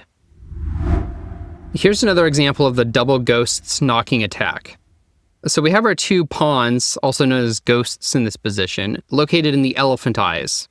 And it doesn't matter which one we use, but if we do a throat cutting mate attack, they have to take back with their advisor. And now we can take with their other pawn. The reason why the general can't play a role in taking back these pawns is because of our cannon. Our cannon is protecting that central position in the enemy's palace. Now here, they can't move to the left because of our chariot, so they have to move to the right. And this is where we come in for the kill. c5 equals 4 is checkmate. They're under attack, and they can't escape because of our centroid pawn. That's checkmate by the double ghosts knocking. Here's a double ghosts knocking attack that's kind of like Inception. So the double ghost knocking attack is when we have 2 pawns in the elephant eyes, and then usually we threaten or we take one of the advisors. They usually capture back with their other advisor. And at this point, normally we try and take that advisor, gain control of the centroid position in the palace, and then we can go in for the kill. But in this case, we have no other pieces to protect that position, so they're able to just take us, and this is not going to be so easy to win. So what we need to do is protect that position from another piece, like this pawn, so that way when we take, they're not able to capture us back. And look at this position now. We're in the exact same position. We have 2 pawns in the elephant eyes. This is the double ghost knocking attack. And it happened again. Like I said, Inception. So they don't really have any options except to move their advisor out of the way. And if we go for the attack now, they can eat our pawn with the advisor, and this is a problem. And that problem exists regardless of which pawn we push into the center. Now, we can't do it on this side, but what if we had the flying general allowing us to push our pawn forward to make the attack? So let's move our general towards the right-hand side. There's no way that they can come and try and block that attack without pushing their advisor into the center, and if they decided to do that, then we can immediately execute our double ghosts knocking attack. So even if they try to stall by moving their elephant, it doesn't really matter because this is going to be a mate in 2 either way. We could move our general over to the right, protecting our pawn, push it forward, and force this into a checkmate situation. But let's assume they move their advisor. That's the top engine move anyway. Now we can execute the double ghost knocking attack. We take, they're forced to move to the right, we can move. They don't really have any other options except to move their elephant, and we come in for the checkmate. They're being attacked, and they can't take us back because of our centroid pawn, and their escape is blocked by the centroid pawn. So that's a double ghosts knocking checkmate. This is our last example of the double ghosts knocking attack, and this one's kind of interesting. So if we start the usual attack, take their advisor, they take us, well, we have a problem because we can't take their advisor with our pawn because there's nothing protecting the centroid position of their palace. So they can just take us back, and we have no way to win this position now. So the only other piece that we have is our cannon. So how can we use our cannon to win this position? Well, we might think about moving our cannon into the central location so that it's protecting that spot. So let's see what happens. Let's say they don't do anything about it. We take, they take, we take, and now they can't take us back because of our cannon, so they have to move to the side. But now we have a real problem, because although we have their general trapped by our centroid pawn, so all we need to do is provide an attack somehow, and that'll be checkmate. We can't do it. We can't make it happen because the only piece we have left is our cannon. So to target the general, we need another piece between the cannon and the general. So if we tried to make that happen, let's say we move down here and we're targeting the general, and suppose we have somehow force one of their pawns or another piece in front of the cannon. This isn't even possible anyway, but suppose we could. Well, it's not going to be checkmate because they could just take our cannon or they could just move out of the way. Because it's not our piece or their piece isn't being pinned, there's no way to actually make this happen. And black is actually going to advance their pawn and force a checkmate on us. So we're not going to win this. So what's another way to win this? Again, we have 2 soldiers and 1 cannon. Well, another way might be moving our cannon around this way so that we're pinning their elephant and their advisor and they wouldn't be able to move those. So let's just go ahead and move our cannon into that position to prepare for that attack. Now, Xiangqi engines are known to give up their pieces, provide checks, do whatever they need to do to delay an inevitable attack. So the engines recognize that there's no way out of this situation. They move forward again, and now we can come in for our attack. So now their elephant and their advisor are pinned. Their option that they're programmed to take is to move their pawn down, giving a check, again, to delay the attack. And now they also have the opportunity to move their advisor out of the way. but it doesn't matter because we're actually only one move away from checkmating. p4 plus 1 is checkmate. They can't take the pawn because of our cannon, and they can't escape because of our other pawn. So that's the double ghosts knocking checkmate, and that concludes our study on the topic. Now let's learn the 3 Chariots Harassing Advisor attack. And at first you might wonder, why is it called 3 chariots? We only have 2 pawns and 1 chariot. Well, there's this old Chinese saying that a pawn that has crossed the river can take on a chariot. See, a pawn that has not crossed the river cannot dodge an attack from the chariot. So if our opponent moves their chariot to attack our pawn, we can't sidestep it. We can only move forward before we've crossed the river. And then they can capture us. But a pawn that has crossed the river is worth more points and is more powerful because it can move left and right. So if our opponent tries to attack it, it can dodge the attack. Now, if the pawn has made it all the way, infiltrated the enemy palace, it might as well be a chariot. And in fact, that's the case here. This works exactly the same as the double Chariots Threaten Advisor attack. The enemy general is currently stuck and he can't move, and their advisor is pinned by the chariot. So all this takes is 1 move, and it's checkmate. They can't escape to the left because of our pawn, they can't take because of our pawn, and their advisor is pinned by our chariot. So that's checkmate. Here's another 3 chariots attacking the advisor. We have 2 pawns and 1 chariot. And the idea is that we take their advisor, they can capture back. And normally it would be as simple as taking them again. They can't take because of our chariot. They have to sidestep, and then we go in for the checkmate. But that's not possible here because if we take, they have this horse that is going to capture us, and now we're not going to win. So we have to come in through the back. So let's go ahead and put a check on them. Now, they can't block with their advisor because it's pinned by the flying general. So their only option is to block with their horse. And now we come in for the checkmate. They can't take because of our pawn, and there's no way for them to escape. And again, that advisor is pinned by our general, so it can't take either. So that's checkmate. Here's another 3 chariots threatening advisor configuration, and in this case we have 2 chariots and 1 pawn. Remember, a pawn that has infiltrated the enemy palace, in many cases, might as well be as powerful as a chariot, and that's why this is called the 3 chariots threatening advisor attack. But an issue with this setup is the center of the palace is actually protected pretty well. They have 2 pieces that could take us, and if they take out 2 of our pieces, we're only going to have 1 left, and we're not going to be able to pull off this checkmate. So if we take and they take, and then we take them again, they can take us again, and we're only left with 1 measly piece that can't pull off a checkmate. But we also have the flying general at our disposal. So if we advance our pawn forward, that's checkmate. They can't take us with the advisor because it's pinned by our chariot. They can't escape to the right because of our other chariot. And so that's checkmate by 3 chariots harassing advisor. Here's a 3 chariots attacking advisor example where we have 2 pawns and 1 chariot. And usually the goal with this configuration is to capture the enemy advisor and then use our other 2 pieces for a checkmate. But if we attack with our 4th file pawn, p4 equals 5, they don't have to take us, they can just sidestep the attack. And now we don't have a good way to checkmate them. In fact, we're going to lose because they're only 1 move away from checkmating us. So we have to go p6 equals 5. And now they take us, and now it's checkmate. They can't step to the left because of the flying general. They can't step to the right because of our pawn, and they're being attacked by our chariot, which they also can't take. So that's checkmate.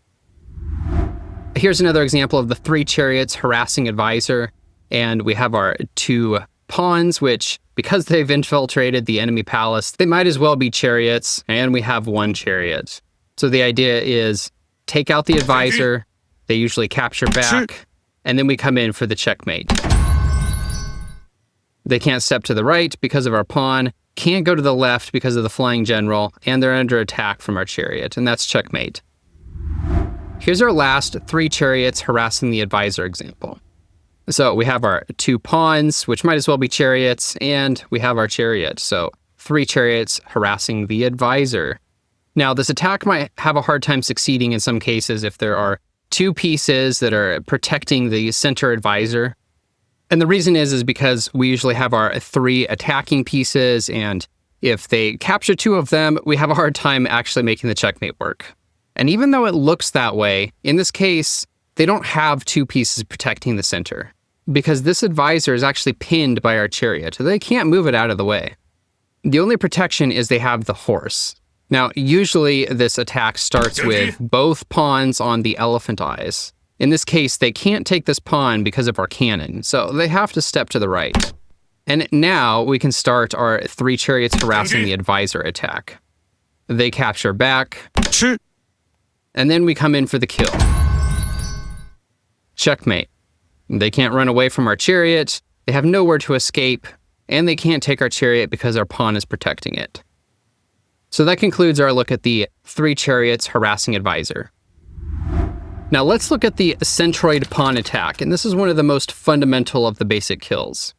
A Centroid Pawn is a pawn that has made it to the center of the opponent's palace, and it completely restricts the enemy's movements.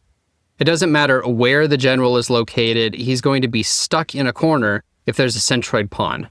And because he's stuck, all it takes is an attack from another piece for it to be checkmate. He's under attack by the horse, and the Centroid Pawn is restricting his movement. So that's checkmate. Here's another Centroid Pawn attack. And we've got our Centroid Pawn, and it's restricting the general's movement. General can't move anywhere, and all we have to do is provide an external check, and the general won't be able to escape. As long as the check doesn't come from something that can be attacked, for example, if we move to the left, they have a horse that can take us out, so that's not going to work. But P3 plus 1 would be checkmate, because they have no way to block this. They can't move their general out of the way because of our Centroid Pawn. So that's checkmate. Here's another Centroid Pawn attack example. And we have our Centroid Pawn that's restricting the movement of the enemy general. So all we have to do is provide an external attack. In this case, none of our pieces can provide an attack except for our chariot. And if we move our chariot there, the opponent has no pieces that can block, and they're being trapped by our Centroid Pawn. So that's checkmate. So this is an example of a Centroid Pawn attack, and we don't have it quite set up yet. We don't actually have a pawn in the center of the palace. If we did, the opponent's general would have to be in a corner, and he would be trapped. Now, if we move our pawn into the center of the palace, they actually can't take us back because their advisor is pinned by our cannon. So that's actually safe to do. They also can't take us back with their general because of our chariot. So they're forced to step into the corner. And now we have a perfect Centroid Pawn attack. Our pawn is restricting the enemy's movements, and we can come in for the checkmate. Now, you do have to be careful about where you move your attacking piece for a checkmate. We couldn't, for example, have moved here because they have a horse that could take us out. So the only option was R8 plus 1, which attacks the general, and the general's already trapped by our Centroid Pawn. Here's another example of a Centroid Pawn attack, and again, we don't have it quite set up yet. Our pawn isn't in the center of the palace yet. However, if we do step forward, we're actually safe from the general attacking us because of the flying general rule. So let's go ahead and do that. And now they could move back or they could move forward, and it actually doesn't matter in this example, so I'll show both. If they move forward, then it is checkmate. They're being trapped by our Centroid Pawn and attacked by our horse. If they choose to move back, then it's also checkmate. Again, they're trapped by our Centroid Pawn, and they're being attacked by our horse. Here's another Centroid Pawn example, and this one looks a little bit complicated, but it's the exact same technique. A pawn that's in the center of the palace will restrict the enemy's movement. Now, the reason why we were able to take that is because the pawn was being protected by our cannon. The enemy general could not have taken us back. Now, with the Centroid Pawn attack, because the opponent's general is completely trapped in a corner, all it takes is attacking the general with another external piece. In this case, we can move our cannon, and that provides the final checkmate attack on the general. And they can't escape because of the Centroid Pawn. Here's our last example of the Centroid Pawn attack. And we know that we're going to need to move our pawn into the center of the palace. And we've seen examples like this before, where this piece was a chariot, pinning the opponent's advisor so that they wouldn't be able to take us back. But in this case, if we do attack the advisor, they can take out our centroid pawn, and now we don't have a good way to attack. In fact, we're outnumbered here, and we're going to lose. So we have to go about this a different way. And we can start by noticing that this advisor is actually pinned and can't protect this advisor from an attack on the left because of the flying general. So if we attack from the left, they can't take us, and they have to step to the right. Now we can move in for a centroid pawn. They don't have anything that they can do to stop this, and we come in for the checkmate. The centroid pawn is blocking the escape, and we have another attack from our old man searching the mountain, which, if you're not familiar with that term, a pawn that's reached the back rank is sometimes known as an old man, because usually they're not as valuable. Their movement is restricted, they don't promote, they can't really do as much. But in this case, the old man searching the mountain can provide the final checkmate blow. So that concludes our look at the Centroid Pawn Attack. Now let's learn the Repatriation of the Buddha, and the meaning of the name will become clear in a moment. So this attack is often done with a pawn and a cannon. And currently the opponent's cannon is pinned by our cannon. They can't move anywhere without producing an attack on their general. But because that piece is there, if we advance our pawn forward, the opponent's general can't take us back because of our cannon. So we advance forward. They don't have any choice except to retreat. And we can advance again. Again, they can't take us because that would be putting themselves into check from our cannon. So they have to retreat yet again. And we advance our pawn a third time, and it's checkmate. They can't move to the left because of this cannon, and they can't take our pawn because of the other cannon. Now, the name comes from this visual metaphor of the Buddha ascending into the heavens. Repatriation means returning to one's homeland. And that's exactly what we see. Our pawn pushes forward, continually ascending to the final destination of checkmate. Here's another example of the repatriation of the Buddha. And we have our pawn that's one move away from attacking the general. It's being protected by this cannon, and so it can just advance forward, continually pushing the opponent's general back, all the way up into checkmate.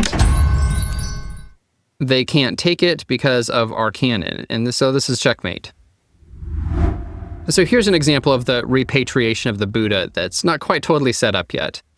We do have a cannon directed at the general, but in order for the repatriation of the Buddha to work, we need two pieces in between the cannon, one of them being our pawn that we can then start pushing forward. Now, the general is already in a precarious situation because they're being trapped by our flying general and trapped by their cannon, so an attack from our cannon, like this, would be checkmate if they weren't able to block with their chariot. Now, you might be afraid of the opponent's chariot. Why wouldn't they just take our pawn? Well, they can't because of our cannon. And taking our pawn would leave one piece between our cannon and their general, so that's actually an illegal move. Their only option is to move backwards. And here again, our Buddha ascends into the heavens, pushing the enemy general back into checkmate. Now, they can't escape to the left because of the flying general, and they can't take our pawn because of our cannon. So that's checkmate. Here's another example of the repatriation of the Buddha. And our opponent's general is kind of blocked in by their own pieces. They don't have anywhere they can go. They just have the left side of their palace that they can walk on. And if we bring our cannon over, placing an attack on them, that would be a checkmate because they have nowhere to go. They don't have any way to block this except for bringing in their cannon. But now we're set up for the repatriation of the Buddha. All we need to do is push our pawn forward, and they can't take it because of our cannon. So they have to go backwards. And again, we move forward into checkmate. Here's another repatriation of the Buddha checkmate, and this one requires a little bit of setup. So currently, we have our cannon pointed at the general, and if we move our pawn into position, they can't step to the right because of the flying general, so they have to move to the left. And we don't have any really good options except to attack them again.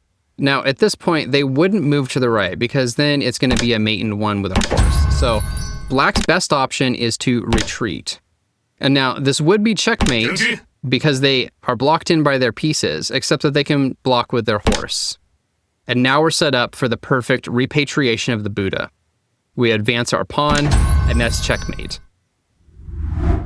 Now, typically, the repatriation of the Buddha attack happens when you have a cannon supporting the ascension of your pawn up into the heavens. But it doesn't have to be a cannon. It could be your general, using the flying general rule. It could be a rook. In this case, we have our general. I'm just going to show this example so you can understand. This attack doesn't rely exclusively on the use of a cannon. So here we have the flying general supporting our pawn as it gets pushed up, forcing the enemy general all the way up into the back rank and into a checkmate position. And this is checkmate because they can't take us back because of the flying general, and they're blocked in by all their pieces. So this is checkmate. Here's our last example of the repatriation of the Buddha. And we have our pawn that's positioned to start pushing the opponent's general back. All we need to do is move our cannon. Now it's in position and it's attacking the general. And this would be checkmate if they couldn't block with their pawn. And in fact, they're forced to block with this pawn because otherwise it would be checkmate. They can't block with their advisor because it's being pinned by this cannon. So that was their only choice. And now we are perfectly set up for the repatriation of the Buddha. If we advance our pawn forward, they can't take us because of our cannon. So they have to retreat. And now we can move forward again. They're forced to retreat. And last one turns it into a checkmate.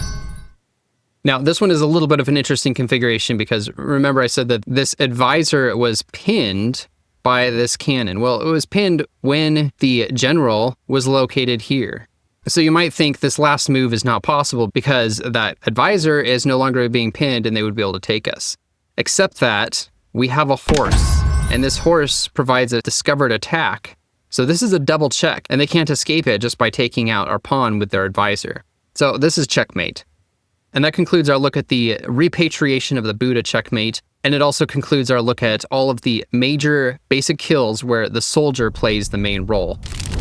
Now let's learn the general basic kills. And the only one we're going to look at is known as the white-faced general. And we've seen this before in multiple other examples. The white-faced general is one of those elemental patterns. And many of the other basic kills simply reduce to it in the end. Sometimes they're just methods for getting to a white-faced general. So the white-faced general uses an attacking piece to target the opponent's general while our general on the center file is blocking their escape. It looks a lot like the double chariots attack, except that usually it's a chariot and our general. And so this pattern is pretty straightforward, but sometimes it can be a little more complicated to execute. Like in this example, they can block with their chariot, and if we decide to take it, we're going to lose our chariot as a result. And we're in a bit of a precarious situation with their two pawns down here. So we really need that horse to move out of the way, and here's a way we can do it. We can sacrifice our chariot. Now, this is forced because they can't just step away because of our cannon, so they have to take this attacking chariot. And now we can go in for the white-faced general. They block, we take, they try and block again, but now it is checkmate. So they're being attacked by our chariot, and their escape path is blocked off by our general. So this is the classic white-faced general configuration. Here's another white-faced general checkmate, and it seems like we're pretty close, but there's a couple things we have to be wary of. So we can't do this because of their chariot, but if we could, this is what the white-faced general would look like. They would be attacked by our chariot, and their escape path is blocked by our general. Now, this isn't possible, obviously, because of their chariot, so let's go back and rethink this. We somehow need to force their chariot off of this file. And we can do that if we use our chariot, kind of like the moon scooping checkmate, to come around from behind, and then that would either result in the checkmate, or if our general wasn't located on the center file, then it would be a skewer attack that would target their chariot. So let's go ahead and do that. Now, they can't take us because of the flying general, so they have to step forward. We can't move behind immediately because they would just take us back. So we have to get in position for this. Let's move our pawn over. So now we would have protection. And at this point, we're only one move away from checkmating. Here or here is mate. And this isn't something they can block. There's no position that they can move to that is going to stop this from happening. So the only way to delay this is to draw our chariot down by providing a check here. Now, we don't really have any choice because we don't want to lose our chariot, so we have to come down and take. They can kind of step away from this situation, but it's going to result in the white-faced general. They're being attacked by our chariot, and the escape path is blocked. Here's another example of the white-faced general, and this one is really easy. So we have our general on the center file, which would be blocking the opponent's escape if we can move our chariot to the left. And in fact, there was nothing blocking us from being able to do so. That's checkmate because they're under attack and the escape is blocked by the flying general. Again, this configuration is known as a white-faced general. Here's our last example of the white-faced general. And I want to look at this one because it showcases that the white-faced general checkmate doesn't have to be carried out by a chariot.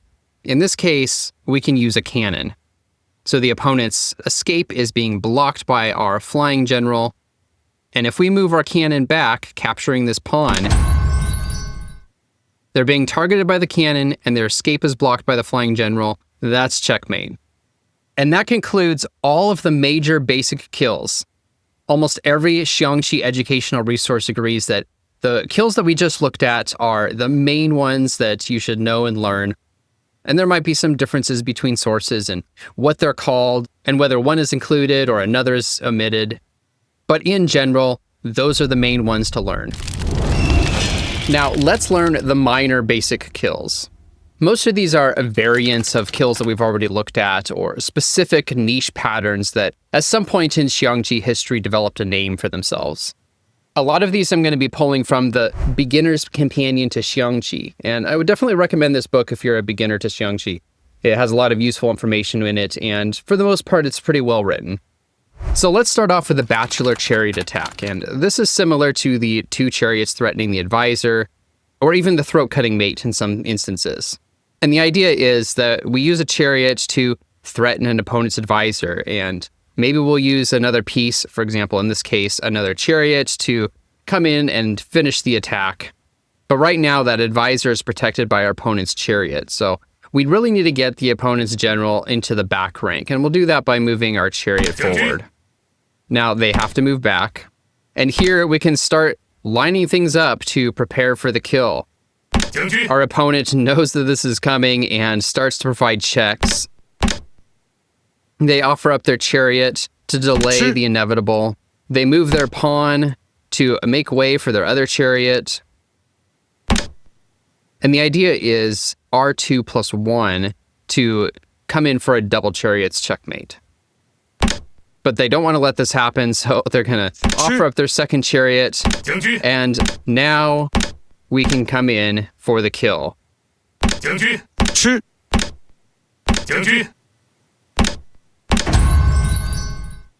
So this isn't much different than a normal double chariot attack. We have one chariot providing the attack and the other blocking the escape, and they're protecting each other. So that's the Bachelor Chariot Attack, as it's so named. Now let's look at the Bold Chariot Attack, and this is essentially just another name for a rook sacrifice. A bold chariot is when you sacrifice your chariot to produce a forced mate or some other devastating blow to the enemy. So in this case, we have what looks like it could be a nice attack, maybe even a checkmate if we line things up correctly. But their advisor is in the way, and we can kick this off by sacrificing our chariot and taking that advisor. They would capture back, and then this initiates our checkmating sequence. We use our cannon and our chariot, and then we perform essentially what looks like a ladder mate, using our other cannon to walk the general forward. They have to move forward, and then we come in for the checkmate. They're being attacked by this chariot, can't take it back because of the flying general, and our cannon is protecting their escape. Now let's look at the pawn triple advancement, and this has some elements that are similar to the repatriation of the Buddha, where our pawn advances forward, continuing to ascend into the heavens. In this case, we just have a pawn, and with the aid of other pieces, it'll advance forward until a checkmate is achieved. Now, in a lot of cases, it'll advance forward 3 times, hence the name pawn triple advancement. But in this case, the forward movements of the pawn are split between 2 pawns. So we have one pawn that's going to move forward, and another that is going to move 2 times. So I'm just going to play back this example, and you can watch the pawns advance forward with the help of other pieces to produce a checkmate. 将军，吃，将军，将军，将军，将军。 So the final result doesn't look too much different from a double chariot attack. We have a chariot attacking the general, and we have a pawn blocking the escape. And a pawn that has made its way into the enemy palace might as well be a chariot, so the saying goes. And so that's the pawn triple advancement checkmate. Now let's look at the eunuch chasing the emperor attack. And the idea is that we have a pawn, and the pawn kind of chases the emperor around. And a pawn that has made its way into the palace is known by many names. It could be known as a ghost or a devil, or in this case, a eunuch. So in this example, the pawn is going to provide a little bit of chasing, forcing the general into a checkmate position eventually. 将军，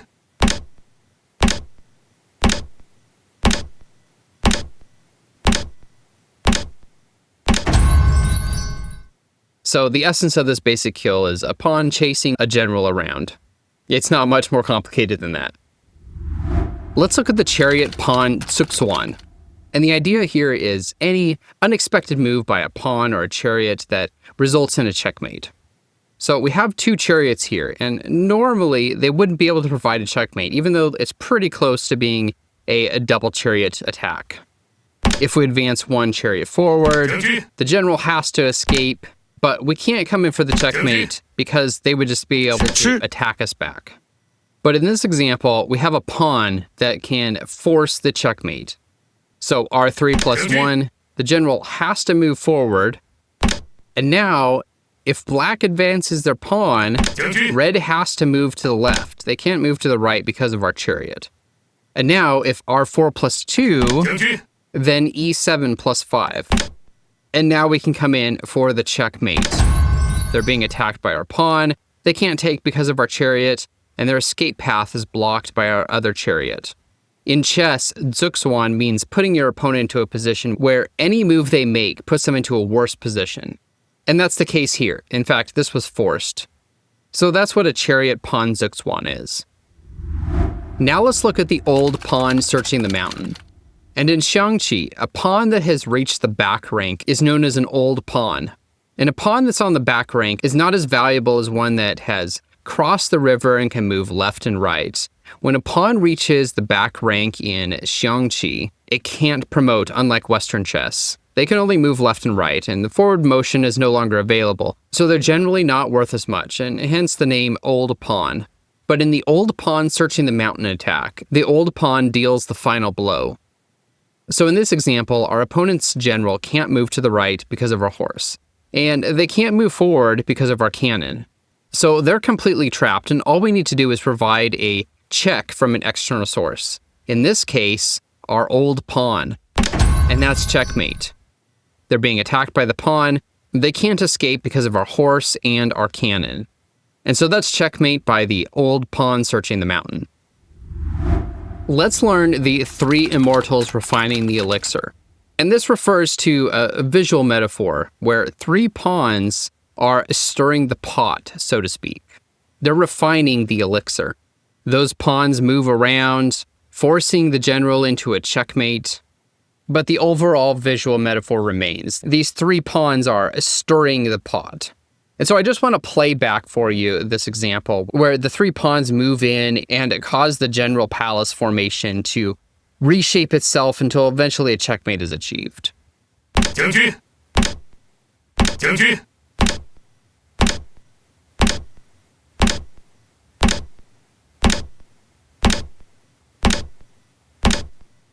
将军，吃。 So the general is being attacked by the pawn on the left, can't take back because of the flying general, and they can't escape forward because of the other pawn. And like a lot of the other basic kills, this isn't a fixed formula. This is more of a visual metaphor of 3 pawns moving around and causing the palace to rearrange itself eventually until checkmate is achieved. Now let's learn the White Horse Checkmate. A more complete translation might be white horse showing its hooves. And the way this works is we start with a horse that's in the golden hooked horse location, and that's going to be here and here. This is similar to the elbow horse. We're attacking the back and the front of the palace, here and here. The golden hooked horse sits in front of where the enemy horses would sit, on the throat rank. And that's in contrast to the elbow horse, which sits right in front of the enemy elephants, and it attacks the center back in front of the palace. Now, in the white horse checkmate, the golden hooked horse helps a friendly piece capture an enemy advisor like this. They capture back, and then we move to the palace corner position. The general has to step to the left because of our horse, and we come in for the checkmate. So the final result isn't any different than an octagonal horse, where we have a horse on the opposite diagonal of the general, and they're being attacked by another piece. In this position, the opponent cannot escape because of the horse, and then they're being attacked by another piece. But it's this initial setup where we have the golden hooked horse and another piece captures an advisor. Those are the key defining features of the white horse checkmate. And now let's learn the Chariot Horse Zugzwang. And this is where we have a chariot and a horse, and they force the enemy general into awkward positions and relentlessly attack until checkmate is achieved. So in this example, our chariot is going to take the advisor, and they have two options. They can block with their advisor, or they can take with their elephant. If they take with their elephant, then it's mate in one. The general can't move forward because of the chariot, and he's under attack by this palace corner horse. So their best option is to block with the advisor. And this is where we can attack with the horse. So now the general is being attacked. They can't take with the advisor because it's pinned by our chariot, so they have to move to the left. If we move our chariot to the left, they can take with their advisor, but it doesn't matter because we have an octagonal horse set up, and we come in for the checkmate. They can't take our chariot because of the horse, and they can't escape because of the octagonal horse. The key defining feature of the Chariot Horse Zugzwang is that we use a horse and a chariot in tandem to put the enemy in general into awkward positions and relentlessly attack. This is the Cannon Chariot Discovered Attack, and it's one of the most important and common attacks in all of Xiangqi. We have a cannon pointed at the enemy general, and we also have our chariot. And if we move our chariot out of the way, that's a discovered attack on their general. They have to address this. They're being put in check. In this case, move their advisor. But because they were distracted by addressing the check, we were able to move our chariots to a position that can attack another important piece of the opponent. And if you're a beginner to Xiangqi, you're going to experience the Cannon Chariot Discovered Attack being played on you. It's a powerful and annoying attack, but that's the essence of it. We pull our chariot out, the cannon is now attacking, and that allows us to position our chariot anywhere that we want to target an opponent's piece. Now, very much related to the Cannon Chariot Discovered Attack is the Detonating Mine Attack. And in this case, instead of the cannon providing the attack, we have a chariot. If we move our cannon out of the way, the opponent is being attacked, they're being put in check, so they're distracted by this. They have no choice except to block. But we were able to position our cannon into a place that allows us to attack an important piece of the enemy's army. So this is a very important attack to be aware of and to try and use against your opponents. This is the Detonating Mine Attack. Now let's learn the Headhunter Cannon Attack. And this isn't really a basic kill, so to speak. This isn't a checkmate. This isn't really even a forced sequence of moves. The Headhunter Cannon only refers to the situation where you have a cannon that is pointed directly at the enemy general and there aren't any pieces in the way. And this is a very vicious position to be in. They can't move their advisors, they can't move their elephants, nothing can step in front of the cannon because otherwise their general would be put in check. So a Headhunter Cannon can be a very powerful configuration, and in this case it allows us to provide a checkmate. The opponent's general is being attacked by our horse, and they can't escape because of our chariot. And although the cannon doesn't play a direct role in this attack, probably earlier in the game, the opponent was unable to move their pieces out of the way in order to block this attack. So the Headhunter Cannon can be a very powerful tool in your arsenal. Now let's learn the Child Worships Buddha attack. And this example is essentially the same as the crowning checkmate. We advance our pawn forward, and it crowns the opponent's general and provides a checkmate. But the Child Worships Buddha attack can refer to any attack where we just use a pawn with the help of other pieces like our general to provide an attack on the opponent's general. So that's the Child Worships Buddha basic kill. This basic kill is known as the Servant Crowding Master attack, and in this particular situation, it's exactly the same as a Smothered Cannon mate. We move our cannon forward. Our opponent is smothered by their own pieces, and they can't escape this attack. Our cannon is targeting them, and they can't move the advisor out of the way because their own piece is blocking it. But a Servant Crowding Master attack doesn't have to use a cannon. It's a little bit more general. In this case, we can use a horse to provide the attack. They're under attack from the horse, and they can't escape because their own pieces are crowding them in, and this is exactly the same as a smothered mate in Western chess. Now, unlike Western chess, in Xiangqi, a stalemate is a checkmate.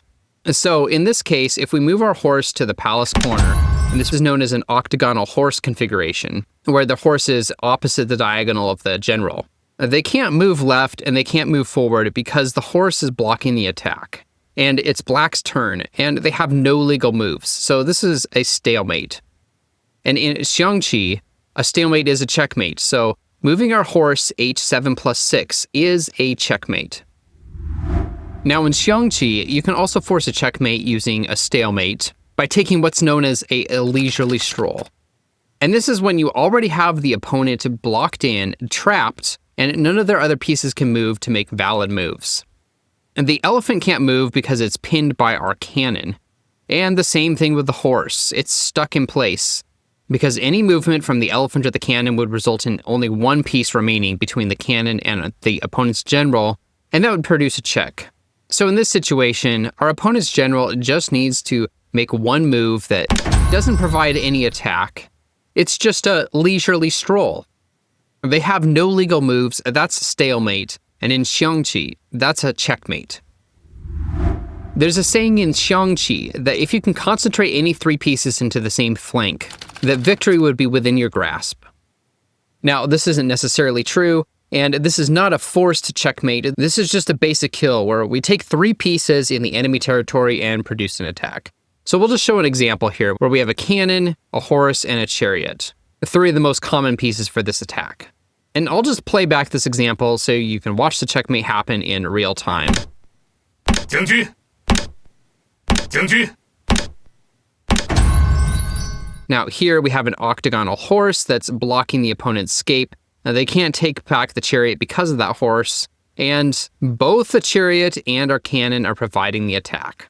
So that's just something to keep in mind. If you can get three of your major pieces within the enemy territory, it's very likely that you can pull off some sort of a checkmating maneuver. Now let's look at the drawer checkmate. And this is where we use usually a cannon and a chariot in combination to provide a checkmate attack where the general kind of moves in and out like a drawer. And some sources refer to this as the golden rooster because it's like a chicken pecking at some bugs. So we're going to start by moving our cannon forward, providing a check on the general. They don't have any way to block this other than moving their horse, and if they couldn't move their horse, it would be a smothered cannon mate. Now, the drawer checkmate is achieved using our sixth file cannon, moving back and forth to provide the check for the general. But in order for that to happen, we have to sacrifice our second file chariot to take out that advisor, otherwise that advisor would take us out. Now, their general has to move forward. They can't take with that advisor because it was pinned by our cannon. And now we can begin the drawer checkmate, advancing our chariot forward. They have to move back. We advance forward again. They can't take us because of our cannon, so they have to move forward. And at this point, it's checkmate. They're under attack from our chariot. They can't take back because of the flying general, and they can't retreat because of our cannon. So that's the essence of the drawer checkmate. In Xiangqi, it's possible to checkmate your opponent with a double check. So in this example, if we move our horse h5 plus 4, that's checkmate. They're being attacked by our horse, and they can't escape it by moving left or right. But they're also being attacked by our cannon. So this is a double check. And that's why they can't escape the horse by moving forward. So that's a double check checkmate. Now, if a double check checkmate is possible in Xiangqi, where we're checkmating our opponent, but the final result is a double check from two different pieces, is a triple check possible? And in fact, it is. In this example, a p4 equals 5 results in a triple check checkmate. They're being attacked by the pawn, they're being attacked by the cannon, and they're being attacked by the horse. They don't have any way to escape. They can't take the pawn because of our other cannon. And this is checkmate. Triple check checkmate. We've seen a double check checkmate and a triple check checkmate. So the question is a quadruple check checkmate possible? In Xiangqi, it is theoretically possible, but it's not going to happen very often over the board. So this is more of a theoretical example just for the sake of completeness. In this example, if we move our chariot to the left, that's a quadruple check checkmate. They're in check from our chariot, they're in check from our second file horse, our third file horse, and our cannon. That's a quadruple check checkmate. Again, it doesn't happen very often, probably never happens, but it's theoretically possible. Now let's learn the cross-check attack. And this is any situation where your opponent puts you in check. For example, they're going to put us in check with their chariot. So now we're under attack. And we resolve that attack with a check on their general. In this case, it's possible by moving our chariot down here, because now our horse is attacking them, and we've successfully blocked their attack from the chariot. So a cross-check attack is resolving a check that's being put on you with a check on them. As simple as that. Hiding behind leaves attack. And this is where we take a piece, usually a cannon, and position it behind another piece, typically an elephant, that it's going to eventually provide a discovered attack. So here our opponent provides a check using their chariot, and if we block with our advisor, this is going to be a discovered attack on the enemy general from our cannon. So it's like our piece was hiding behind some leaves and it jumps out for the attack. And ideally, this results in a sequence of moves that end up forcing a checkmate. And we don't have to go through all the moves in this example. Just know that the hiding behind leaves attack just refers to a situation where you're hiding behind a friendly piece and your piece jumps out to provide the key move or the key kill in the attack. Now let's learn the general disrobing attack. And this is when our general takes off his clothes, exposing a flying general to pin another piece. So in this example, we're really close to a smothered mate, also known as a servant's crowding master attack, where we can attack the general and they can't escape because their own pieces are blocking them in. But in this case, their advisor can take out our horse. But we can prevent that by moving our elephant e5 minus 7. Now that pins the opponent's advisor because they can't move it due to the flying general rule. If they try to move out of the way, they're going to be under attack from our general, and that's not allowed. And they don't have any way to escape this attack, and now we can come in for our smothered mate.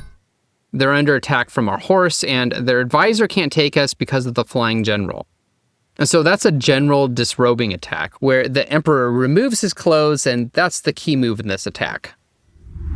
The last minor basic kill that we're going to look at is known as the assisting king attack. And this happens anytime we move our general to provide an assistance in the final attack, usually to pin a piece.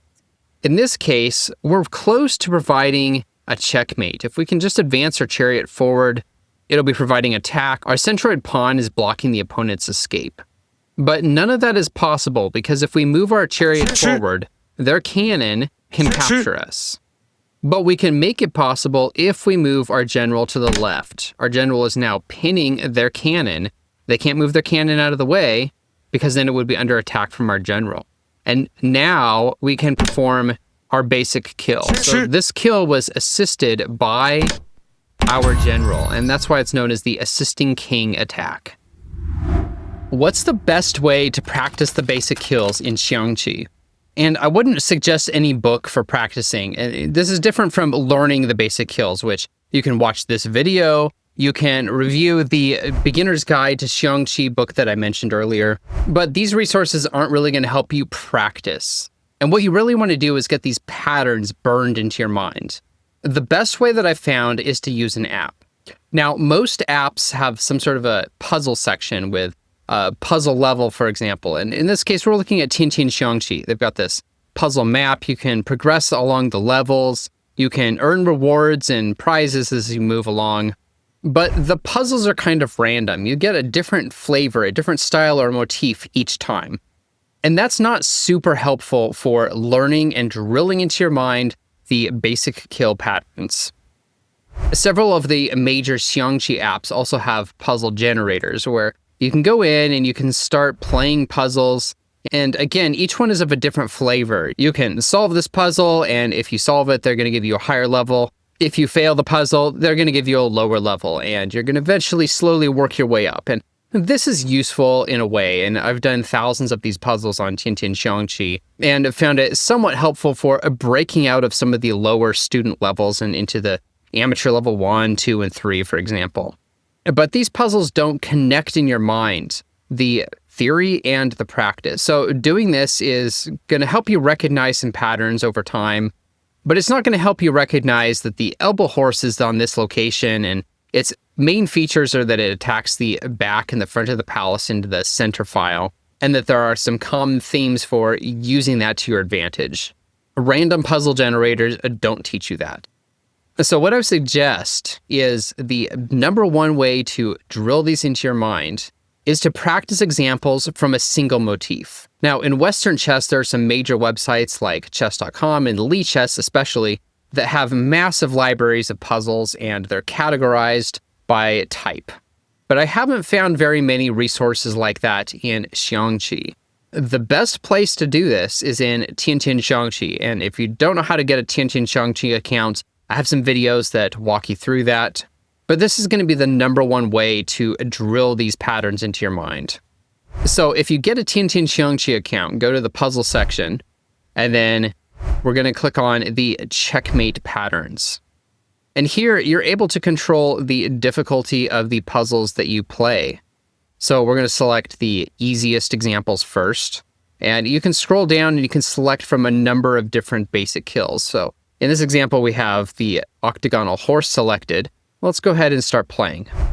Now remember, the Octagonal Horse is a horse that's on the palace corner, opposite the diagonal of the opponent's general. And the horse blocks off one of the opponent's escape paths, and we can come in for the kill with another piece, usually a chariot. So the general is under attack from the chariot. They can't escape because of the horse. That's checkmate. And we can do it again. We get another low-level puzzle. Again, we have an Octagonal Horse that's trapping our general in the opposite diagonal of the palace. And we bring another piece in, this chariot, for the checkmate. And you just do this over and over. We have another Octagonal Horse that's trapping the opponent's general, and we can come in for the checkmate.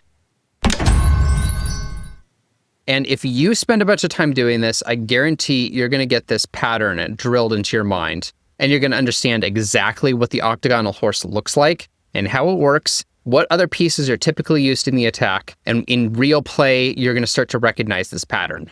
Once you've done a bunch of examples at the lower level, you can increase the difficulty and do puzzles at a higher level. Now, when you're first learning these, I wouldn't suggest that you work your way up in a single example all the way up to the highest levels of the puzzles. And the reason is because at the highest level of the puzzles, the attack doesn't usually rely on a single pattern. So if you do an Octagonal Horse example at the highest level, the Octagonal Horse might only play a minor role in the entire attack, and you might have to use multiple other types of basic kills in combination, in sequence, to result in the final checkmate. And that's going to be difficult to do if you're not familiar with all of the other basic kills.